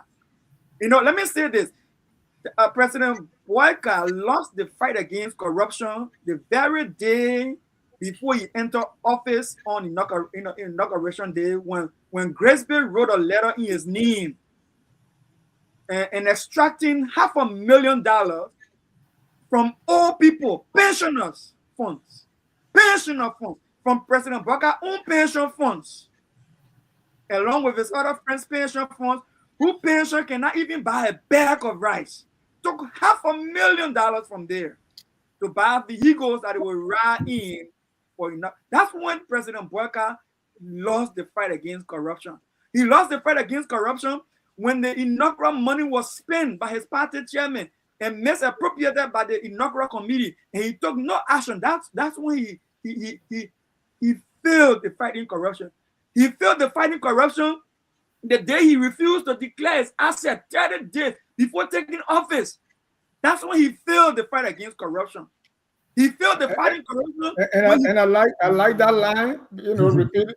I like that line. But let's go to solution. Yeah, Dennis, with all due respect to Dr. Pearson, I like his analysis. But this race to the bottom thing, we gotta leave it alone. Who is more corrupt than the other? That doesn't help us.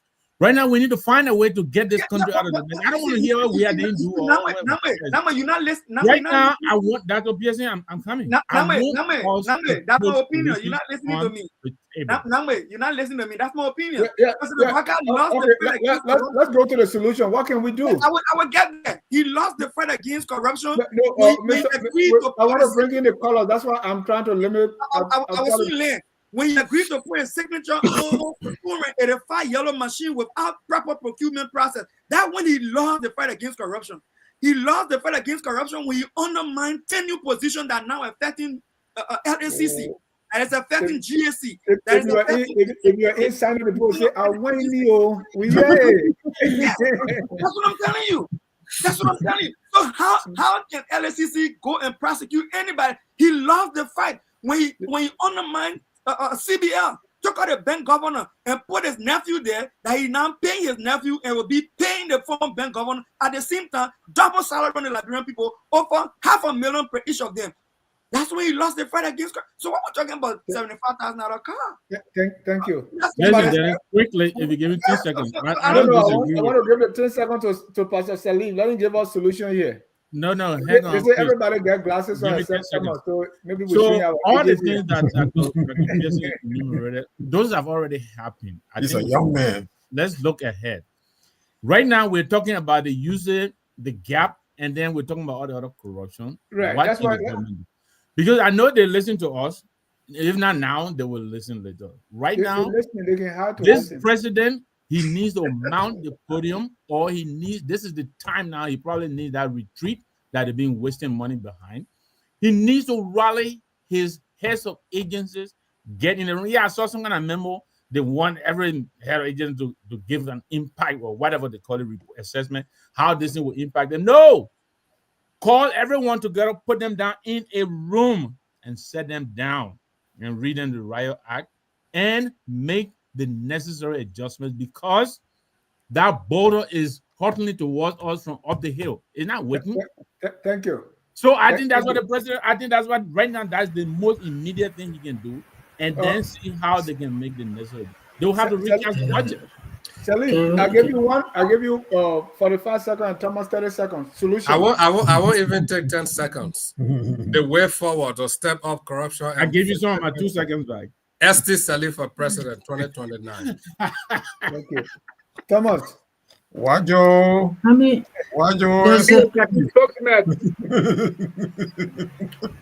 Jim Victor, you gotta work on my campaign. I got your back, you. Thank you. I will be your campaign spokesperson. Thank you, Mr. Dukley. I didn't even know you were right here in Winnipeg. I come there all the time. It's just 3 hours from me. You gotta send me your address. I will come drive and see you. Are you in Minnesota? I'm in Fargo, North Dakota. Oh. Are we finding solution? Okay. Before I bring you next week, I want your solution. We are finding solution, but we got campaign runner here. We already got solution. ST Salim for president. Which other solution are you looking for again? So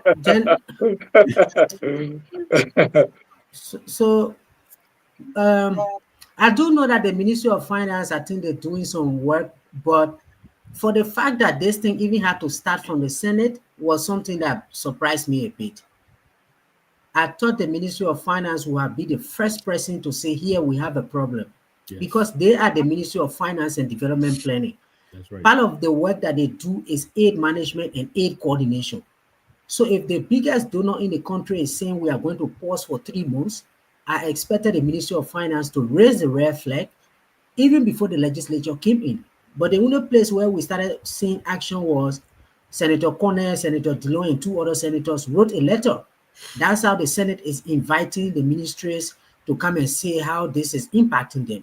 I would think that this is even going to lead to maybe a recast of the budget, because USAID funds are not on budget. But if the projects are not doing what they need to do and we need to spend on it, it might call for a recast of the budget. I would also think that we have to do a lot of governance reform. This is a very complex process because in many instances you want to fall back on raising domestic revenue. But if you go to angry people and ask them to pay more money, when all of this corruption is taking place, it becomes a problem. And if you are not careful, you get to the point where Kenya got to. So I think Yeah. it requires a lot of thinking, it Yeah. requires a lot of work, it requires a lot of concessions. One of the reasons why we did the harmonization was because we were in an economic crisis in 2018, 2019. Can we now start to go and look at decentralization and say, okay, for instance, the counties, can you start to take some responsibilities and start looking for your own money? So there's a lot of things that we can do to be able to go through this process, and eventually we can have that long-term benefit of standing by ourselves. Beginning with a freeze on foreign in many categories. Yeah, Foreign even travel, buying all vehicles. of Why should we that. buy 75? Reduce it to Absolutely. 2025. Yeah. Say 25,000 vehicle, no 70,000 vehicle. Thank you. Ladies and gentlemen, if you are just joining us, this is Friday Night Debate, and we are talking about President Trump's stop work order on USAID and also LACC President CEO. You want to be CEO of oil company and you don't even get oil. That's part of the You problem, want to Dennis. call How it will a government agency have a CEO? Yeah, That's part of the it's problem. right. We get people with a big title, and of course, now they assume everything belongs to them. And one of the ways to reform this is President Boakai, if you are listening. I mean, I'm taking a pay cut to go to sign as superintendent. Even with that, you can't appoint me. All right, pay yourself, then we'll send you that. Yeah, this is. I mean, I just need that. You know. So if you want to join the conversation, please call the numbers on the screen: 605-313-6004. The code is 791-403#. We'll take a short break, stretch yourself, and when we come back, we're going to get our callers.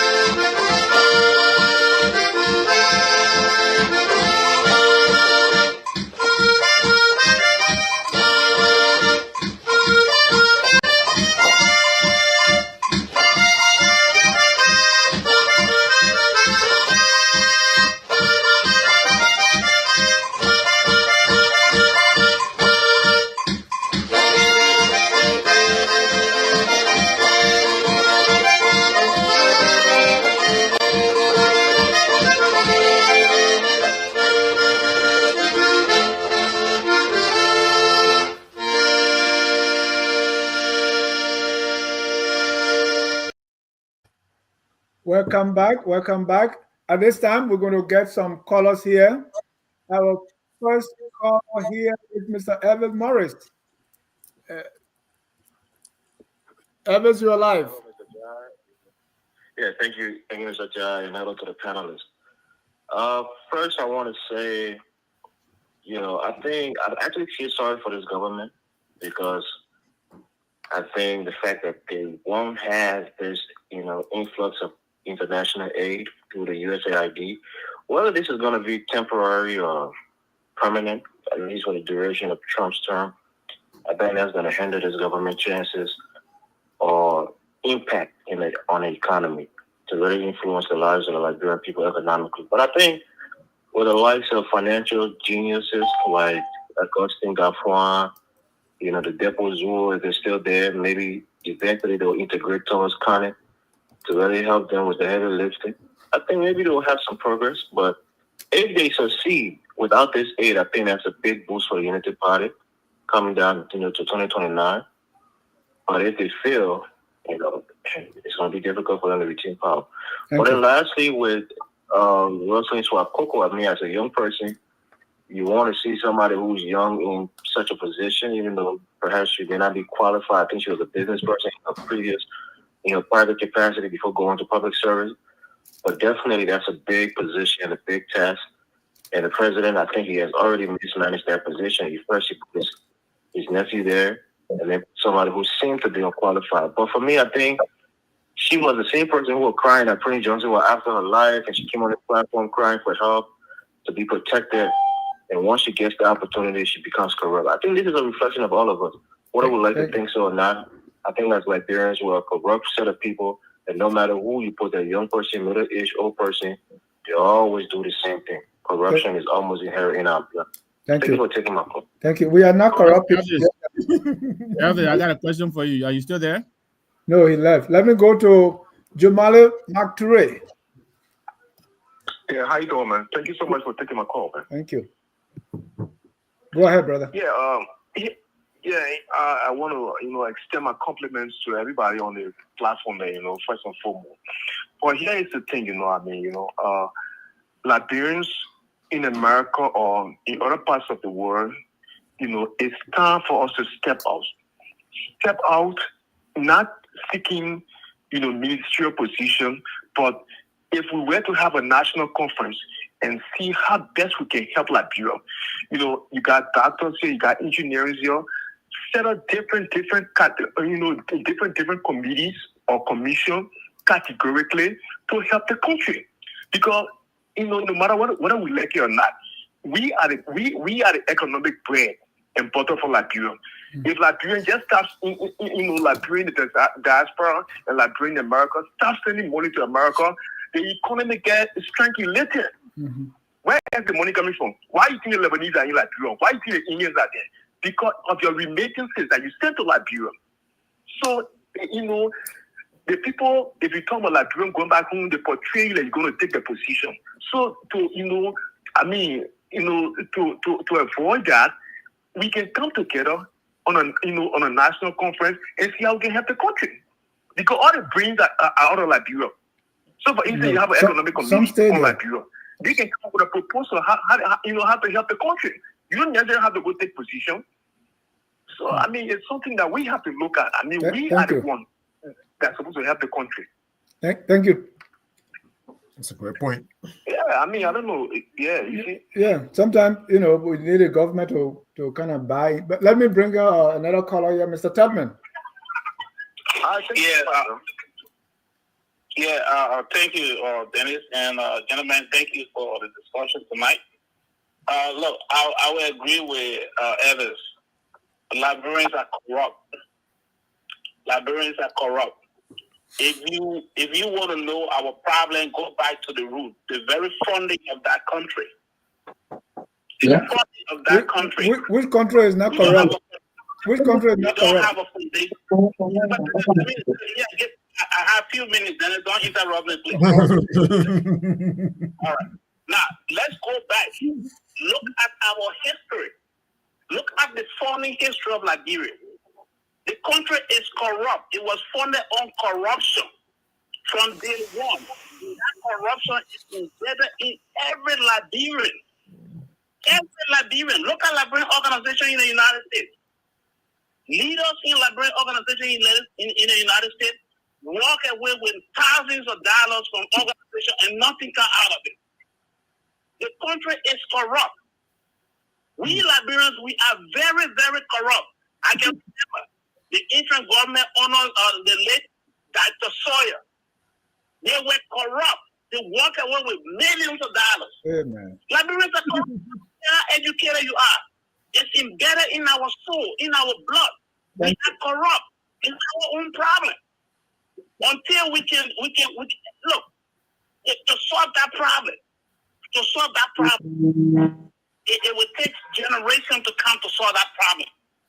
I'm telling you, we are corrupt. It's in our soul, and we are corrupt. There's nothing you can do about it. This generation now is very, very corrupt. Thank you. Thank you. Yeah, man. So we're not savage. We're not even savageable. The Bible says, "Do your sin may be as red as crimson." You can be white, made white as snow. Let me bring in Mr. Kalabo. No, Dennis. Let's get that corrected. Before he said, "Do your sin," he first said, "Come now, let's reason together." Yeah. We gotta first come to show 2 million interesting topic. I can't speak to all of them, but I think I'm going to try to just comment quickly on two things. Yes, sir. One, the caller who talk about Liberians organizing, went back to help Liberia. My brother, Liberia is not an NGO. Liberia is a country that has economic power. The country should organize itself, should make it easy for Liberian professional Liberian entrepreneurs abroad to go back to the country and make business just as Indians and Lebanese are doing it. If they do that, we'll go. Those who have the means and the passion, they'll go back. Like lawyers, doctors, engineers, will go back and open a construction firm, the clinic, health center, and provide services for money. It was not going to be free because no one is going to abandon their activities that finance their family and go back because they are only because they are Liberian. So I mean, let's take that out of this thing. The other thing I want to talk about is the Trump USAID court. You know, for me, it's a good thing. I listen to Mr. Khan talk about the abruptness of it. Liberia is a sovereign nation. The problem in Liberia is not the lack of resources. It's management, lack of management skill, lack of vision, and corruption. Until we address it, the question of it has been flowing to Africa and Liberia for many years. It has never solved the problem. It's well established by development economists who have written even bold that AIDS will not develop in a nation. It's just a fact. When you talk about a counterfactual idea, yeah, it's a polemic question to ask when you do evaluation or economic evaluation and then even project evaluation to say, hey, why is this one didn't happen? But the government should be, when the government organizing their resources, and if you look at the current 2025 budget, $34 million capture under education from USAID, $33 million capture under health sector from USAID, $11 million capture from USAID under agriculture. And I was talking to AR boss just a few hours ago, and he was talking about the USAID were providing something there, some training for them, maybe around $1 million. So USAID help us go all over. But they could have also asked the same question, why we don't get this grant? How do we do it? Mm-hmm. And the country is in a better position because talking to the tax administrators, they are raising a lot of money. I think they are raising themselves to probably even hit $900 million this year. That's their target, or even more. Mm-hmm. But how are we allocating these resources? Cars. How? We buy cars. Mm-hmm. Yes, we buy cars. Mm-hmm. So then you complain about USAID. USAID is a corrupt organization and I support Trump action because look at they go around the world telling people to promote lesbianism, gay activities. It's a corrupt and perverted organization, and I support Trump on that. Thank you. 100%. Thank you. Yeah. That other lecture everyone and go there.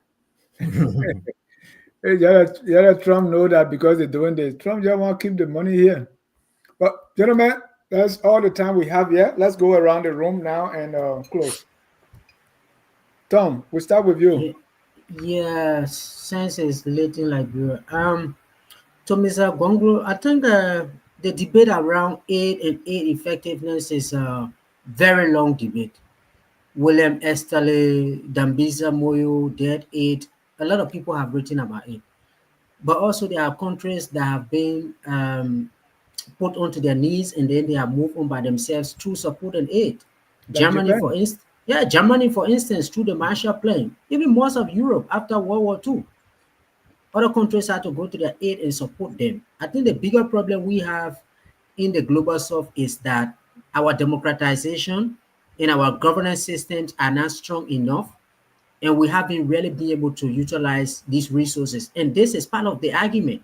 We cannot just say, okay, every money that USAID brought in this country, where did it go?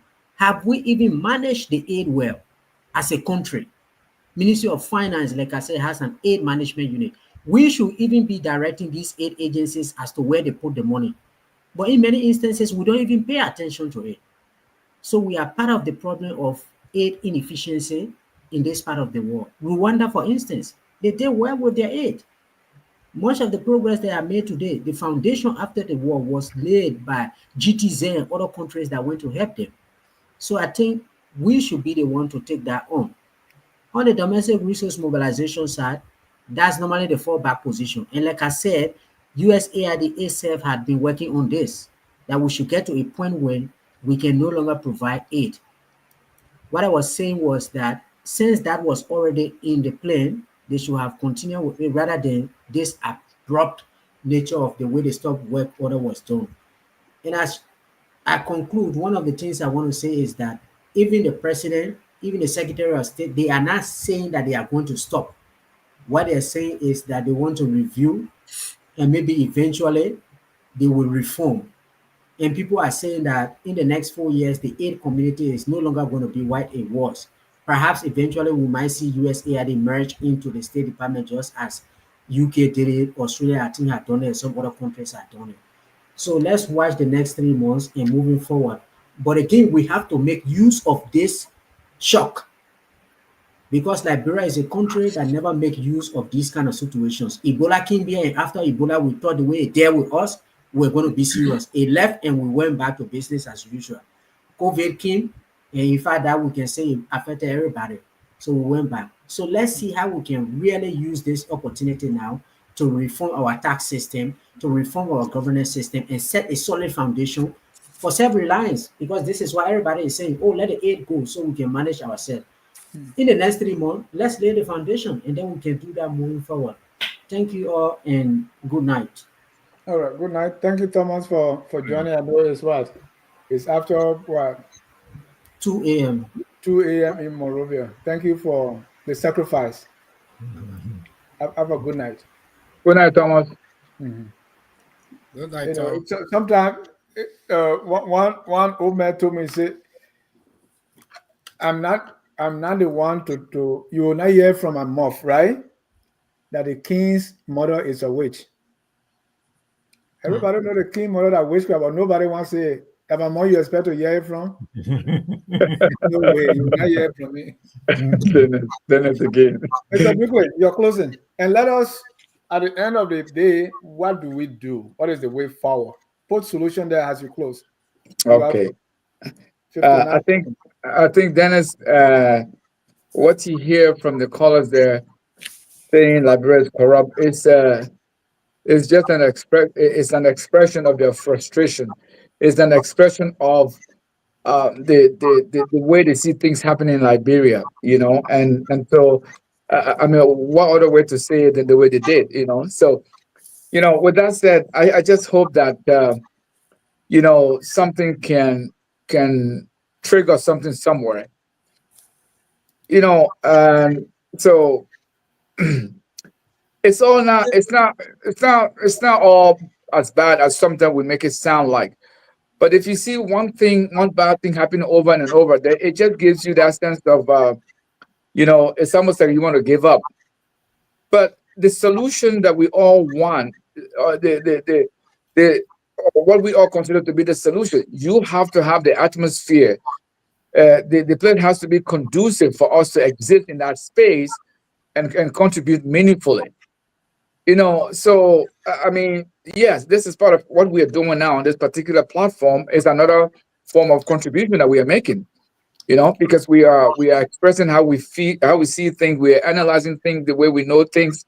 And so if somebody is listening, that's considered as contribution. So yeah, we are now on the ground to contribute physically, but we are contributing. So we see how the United Party government has performed, and previous to that was the CDC. Then we just have to keep doing what we are doing. We have to keep doing what we are doing, speaking the way we think we can make impact, whether direct or indirectly. Somebody somewhere might be listening, and they might take heed to some of the things we are talking about here. I just hope that we are able to maybe think about other ways that we can be present in Liberia, so that we can sort of reach beyond where we are reaching now at the present time. So, thank you, Dennis. Thank you.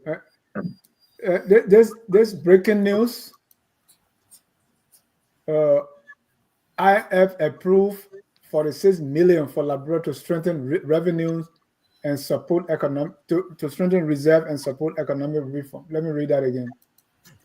IMF approves $46 million for Liberia to strengthen reserves and support economic reform. So if you say not give it, somebody will give it, right? That's a loan, right? That's a loan. IMF loan. Yeah. Yeah, with high interest.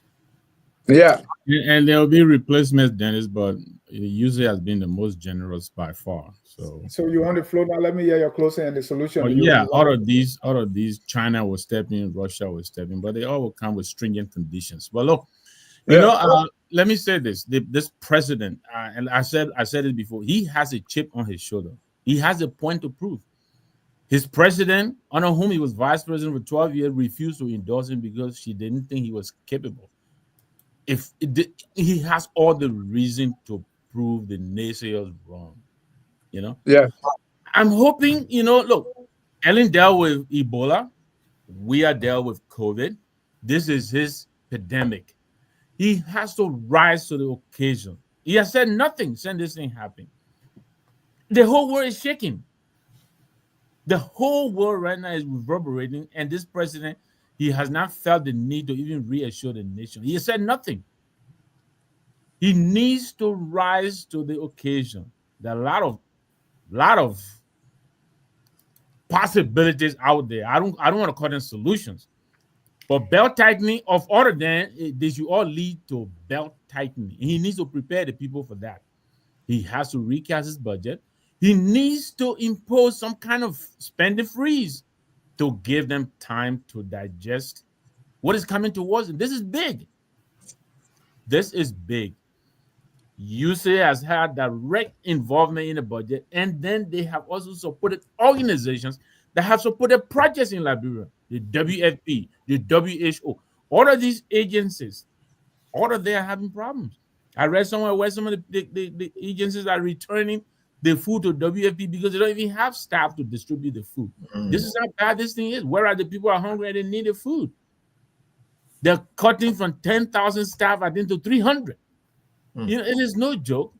So I really hope this president will take seize of this occasion and rise. He has to find a way.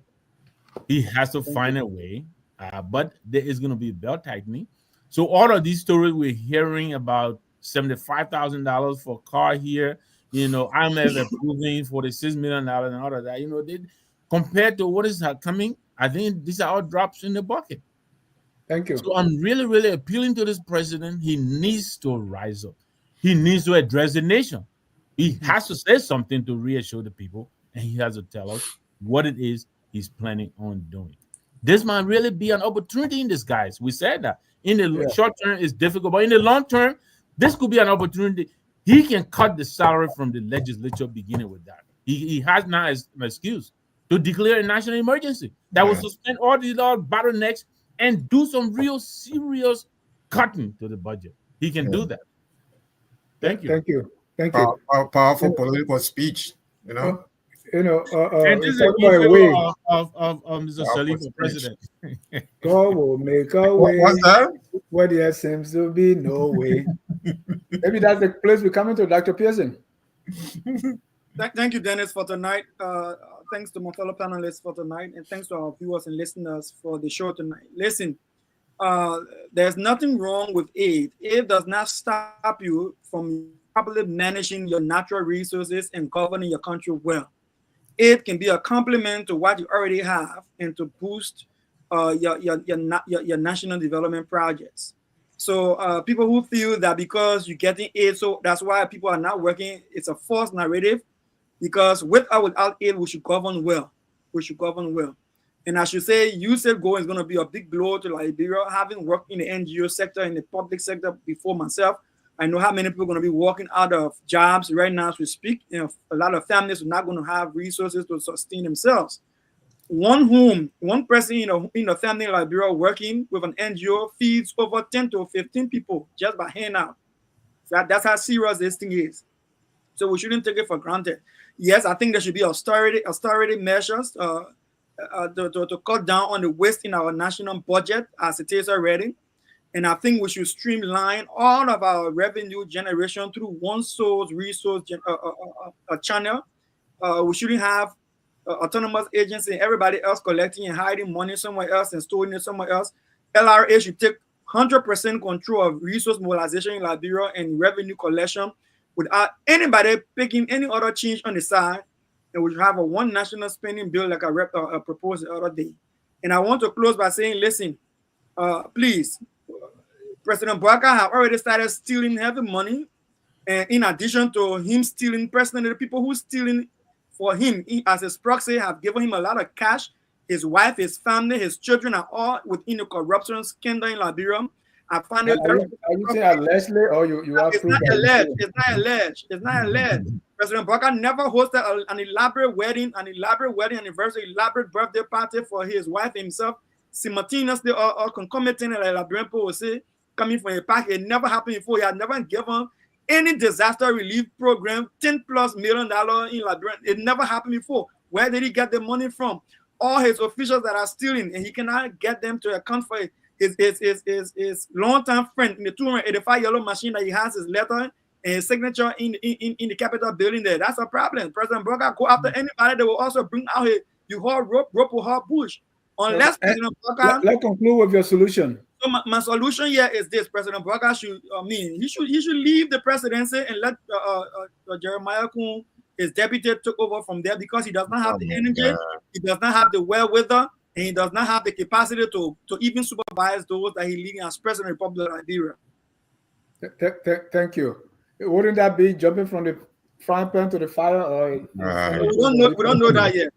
Okay. We don't know that yet. Let's go to Pastor Sharif. Wonderful show tonight. Thank you, Dennis. I like J. Victor. I like your faith that Bouaka should say something. This man, since he became president, what has he said? The only time his own government had 2 speakers that lasted for so long. He said nothing till the Capitol got up a fire. That's the only time he said something. Since then, he has said nothing. All the corruption, somebody honor you, wrote letter in your name. You said nothing. All the big mountain, all the foolishness happening. Is this USAID something that Bouaka will speak? That's good faith. I mean, that he's not going to do it. But here's the thing. In spite of USAID, in spite of right now, Ivory Coast is cutting Liberia electricity from 50 megawatts to 7.5 megawatts. So if you think there's no light, it's going to get worse. In spite of the LACC, in spite of the NOCAL corruption, everything that is going on, this is how I want to conclude. The golden age of Liberia should have been ushered in by Joseph Yoma Bouaka. He had the opportunity to do that. Reason number 1, his age.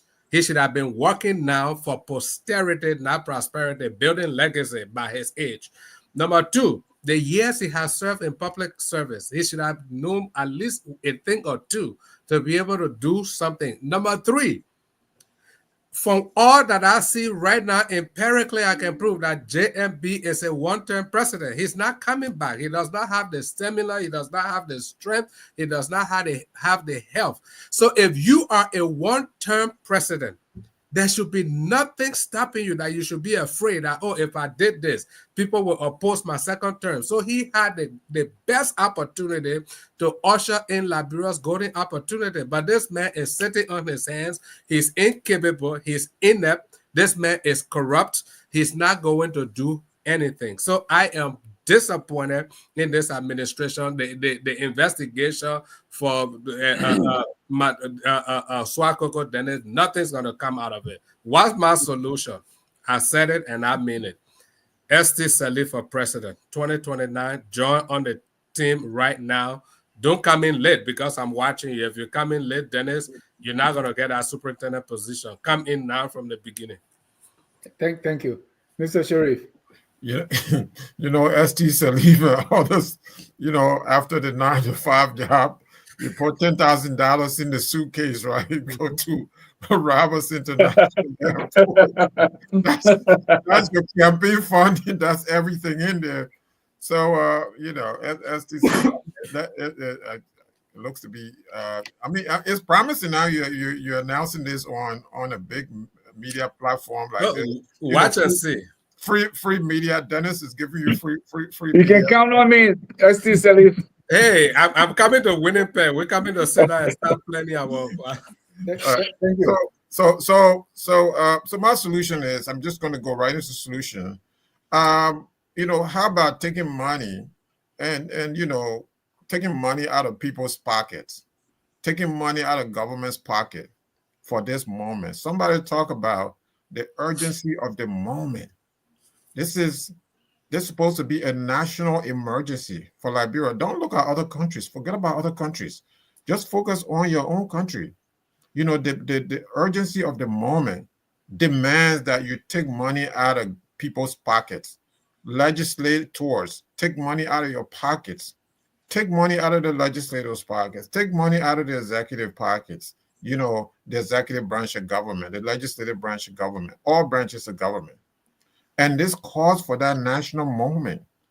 Build your treasury. And when you do so, you should build an agricultural battalion in the armed forces. The agriculture brigade, people across the landscape, create agriculture brigades so people are making farms all over the place. The engineering brigade, take people from Monrovia, send them to rural areas, teachers. Do those things. It's a national moment, but Dennis, a national moment calls for national leadership. This kind of time calls for national leadership. And national leaders must be very communicative. The problem with time and again with our national leaders is they're not communicative. The job of the president, one of the jobs of the president, is to be able to speak eloquently to the Liberian people. What we're doing now, our national leaders, our presidents, actually shy away from the podium. They shy away from the podium. Some of them go to their churches and the pulpit. This is where they deliver their national addresses. Some of them never at all. You never see them except after the SONA, the State of the Nation address, and you never see them 12 months after another SONA comes, and we sit here, we analyze 12 months, every 12 months. So I don't know if this president will come up and say something. I hope the president will come out and say something. This is a national emergency, and this is Mr. Trump. This is his first month. You can imagine what's going to happen in months 2, 3, 4, 5, 6, year 1, year 2, year 3, year 4. So Liberia has to brace itself. And lastly, Dennis, if there are decision maker, policy makers, they need to focus on Liberia, because I think focus on Liberia not only talks about the issues, critique the issues, but advance the solution to those issues. So it's very important. In the old days, it will be people like Thomas Connor, someone might be my just now, and say, we need that young man. Let him come over. They might, hear J. Victor's speech right now and say, we need that guy. Let him come over. We need his expertise. Stuff like that. Dr. Pearson, all these people that give great speeches, great ideas. In the old days, maybe somebody will reach out to them. These days, no. They are seen as critics. They are seen as people who know all. We stand with ST Salif. Yep. Thank you.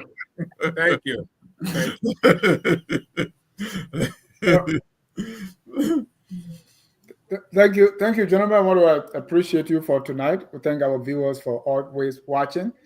Here at Focus on Liberia, we educate, we elevate, and promote all things Liberia. If you have not already done so, please check out, what we stand for, right? Our vision is to be the most educative and informative media institution that fosters knowledge and curiosity about Liberia. Our mission, the reason we exist, to create a more enlightened and informed Liberian society that attracts the world. Let that sink in and support us as we together strive for this country that we love. And that's why we never close a broadcast without playing the song that says, we are all Liberians. Whether you think USAID cutting it is the end of the world or that's going to make us to do something better, we are all Liberians. Let's do our very best to make our country that glorious land of liberty. Have a good night, and may God richly bless you. Go Birds. We are Liberians. Liberia is our home.